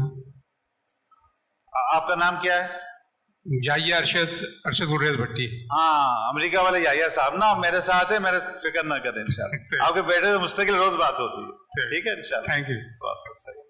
دیکھیں جی, ایک مختصر سی بات عرض کرنی ہے کہ دیکھیں ہم سب ایک ہی بلڈنگ میں ہوں گے. ہم 3 گروپ ہیں. میرا گروپ ظفر ہے, ظفر حج گروپ ہے. میرا دفتر مکی میں سامنے, سب کو پتا ہے. جتنے ہدیے جتنی چیزیں مجھ سے آ کے لے لیں. آرکیس ٹریول میٹروپول کے سامنے ہے, میرا بھائی ہیں زاہد. ان سے ہر دفتر میں جا کے ہر چیز لے لیں, ان سے سب کچھ لے لیں, ساری معلومات کر لیں. ہاربر ٹریول میں میرا بیٹا عمر حسن ہے, کیا کہتے ہیں پی آئی ڈی سے پیچھے کی بلڈنگ ہے. میرے بھائی ہیں شاہد پرویز صاحب بیٹھے ہوئے ہیں, ان کے دفتر سے ابھی جا کے سب چیزیں وہاں سے پک کر لیں. ہدیے ودیے آپ کے سب کو تیار, ٹھیک ہے. ہم 3 کمپنیاں, ایک ہی بلڈنگ ہے ہماری, ٹھیک. بیٹا میرا جو وہاں سے آپ سے رابطے میں تھا, نام کیا ہے؟ عبد المنان. ہاں جی ہاں جی ہاں. اچھا, وہ آئیں گے 10 تاریخ کو. ہاں ٹھیک ہے. ان کی ویکسینیشن آگے کرا لیں, کوئی مشکل نہیں ہے. اچھا, ہو جائے گی ادھر سے؟ ہاں بالکل ہو جائے گی. 90,000 آدمی ایک دن پہلے جا کے ویکسین کراتے ہیں حاجی کیمپ سے, کوئی شک کرنے کی ضرورت نہیں. ظفر بھائی, ویکسینیشن کے لیے بھی ہم جا سکتے ہیں یا وہ جائیں کرا کے آئیں؟ آپ پہلے حج فارم اوکے کریں, جی جی, کل یا پرسوں جا کرا لیں. پرسوں کرا لیجیے گا, میں حج فارم اوکے کر کے بھیجوں گا پہلے آپ کو. یہ جو پرفارمے آپ نے بھیجے ہیں وہ تو ہم نے پرنٹ آؤٹ نکال لیا ہے. نہیں, ہاں نکال لیا نا. وہ نکالنا بھی ٹھیک ہے, نہیں نکالنا موبائل پہ دکھا دو گے ویکسین ہو جائے گی. اچھا, مگر اس کو میں بھیجوں گا کہ میں نے ویریفائی کر دیا ہے. آپ کے بیٹے سے بات کروں گا کہ سب صحیح ہے, بولے گا صحیح ہے, ویریفائی. یعنی فی الحال ابھی نہ جائیں, سرٹیفکیٹ وغیرہ سب وہ بنا کے دیں گے انشاءاللہ. ٹھیک ہے بھائی, اوکے. سوال ہے انشاءاللہ اگلی کلاس ہوگی. اگلی کلاس تو لمبی ہوگی ہماری, بہت ساری چیزیں کور کرنی ہے. بیٹا ان کو دینا. آپ نے کہا تھا جو کچھ چیزیں دیں گے تو وہ بھی دے دیں گے جس میں احرام والا. ابھی آج لے رہے ہیں. مفتی صاحب کو بلائے ذرا. مفتی صاحب 1 منٹ آئیے. بس ٹھیک ہے, بیٹھو, دعا کریں گے. دعا کر لیجیے. بسم اللہ الرحمن الرحیم.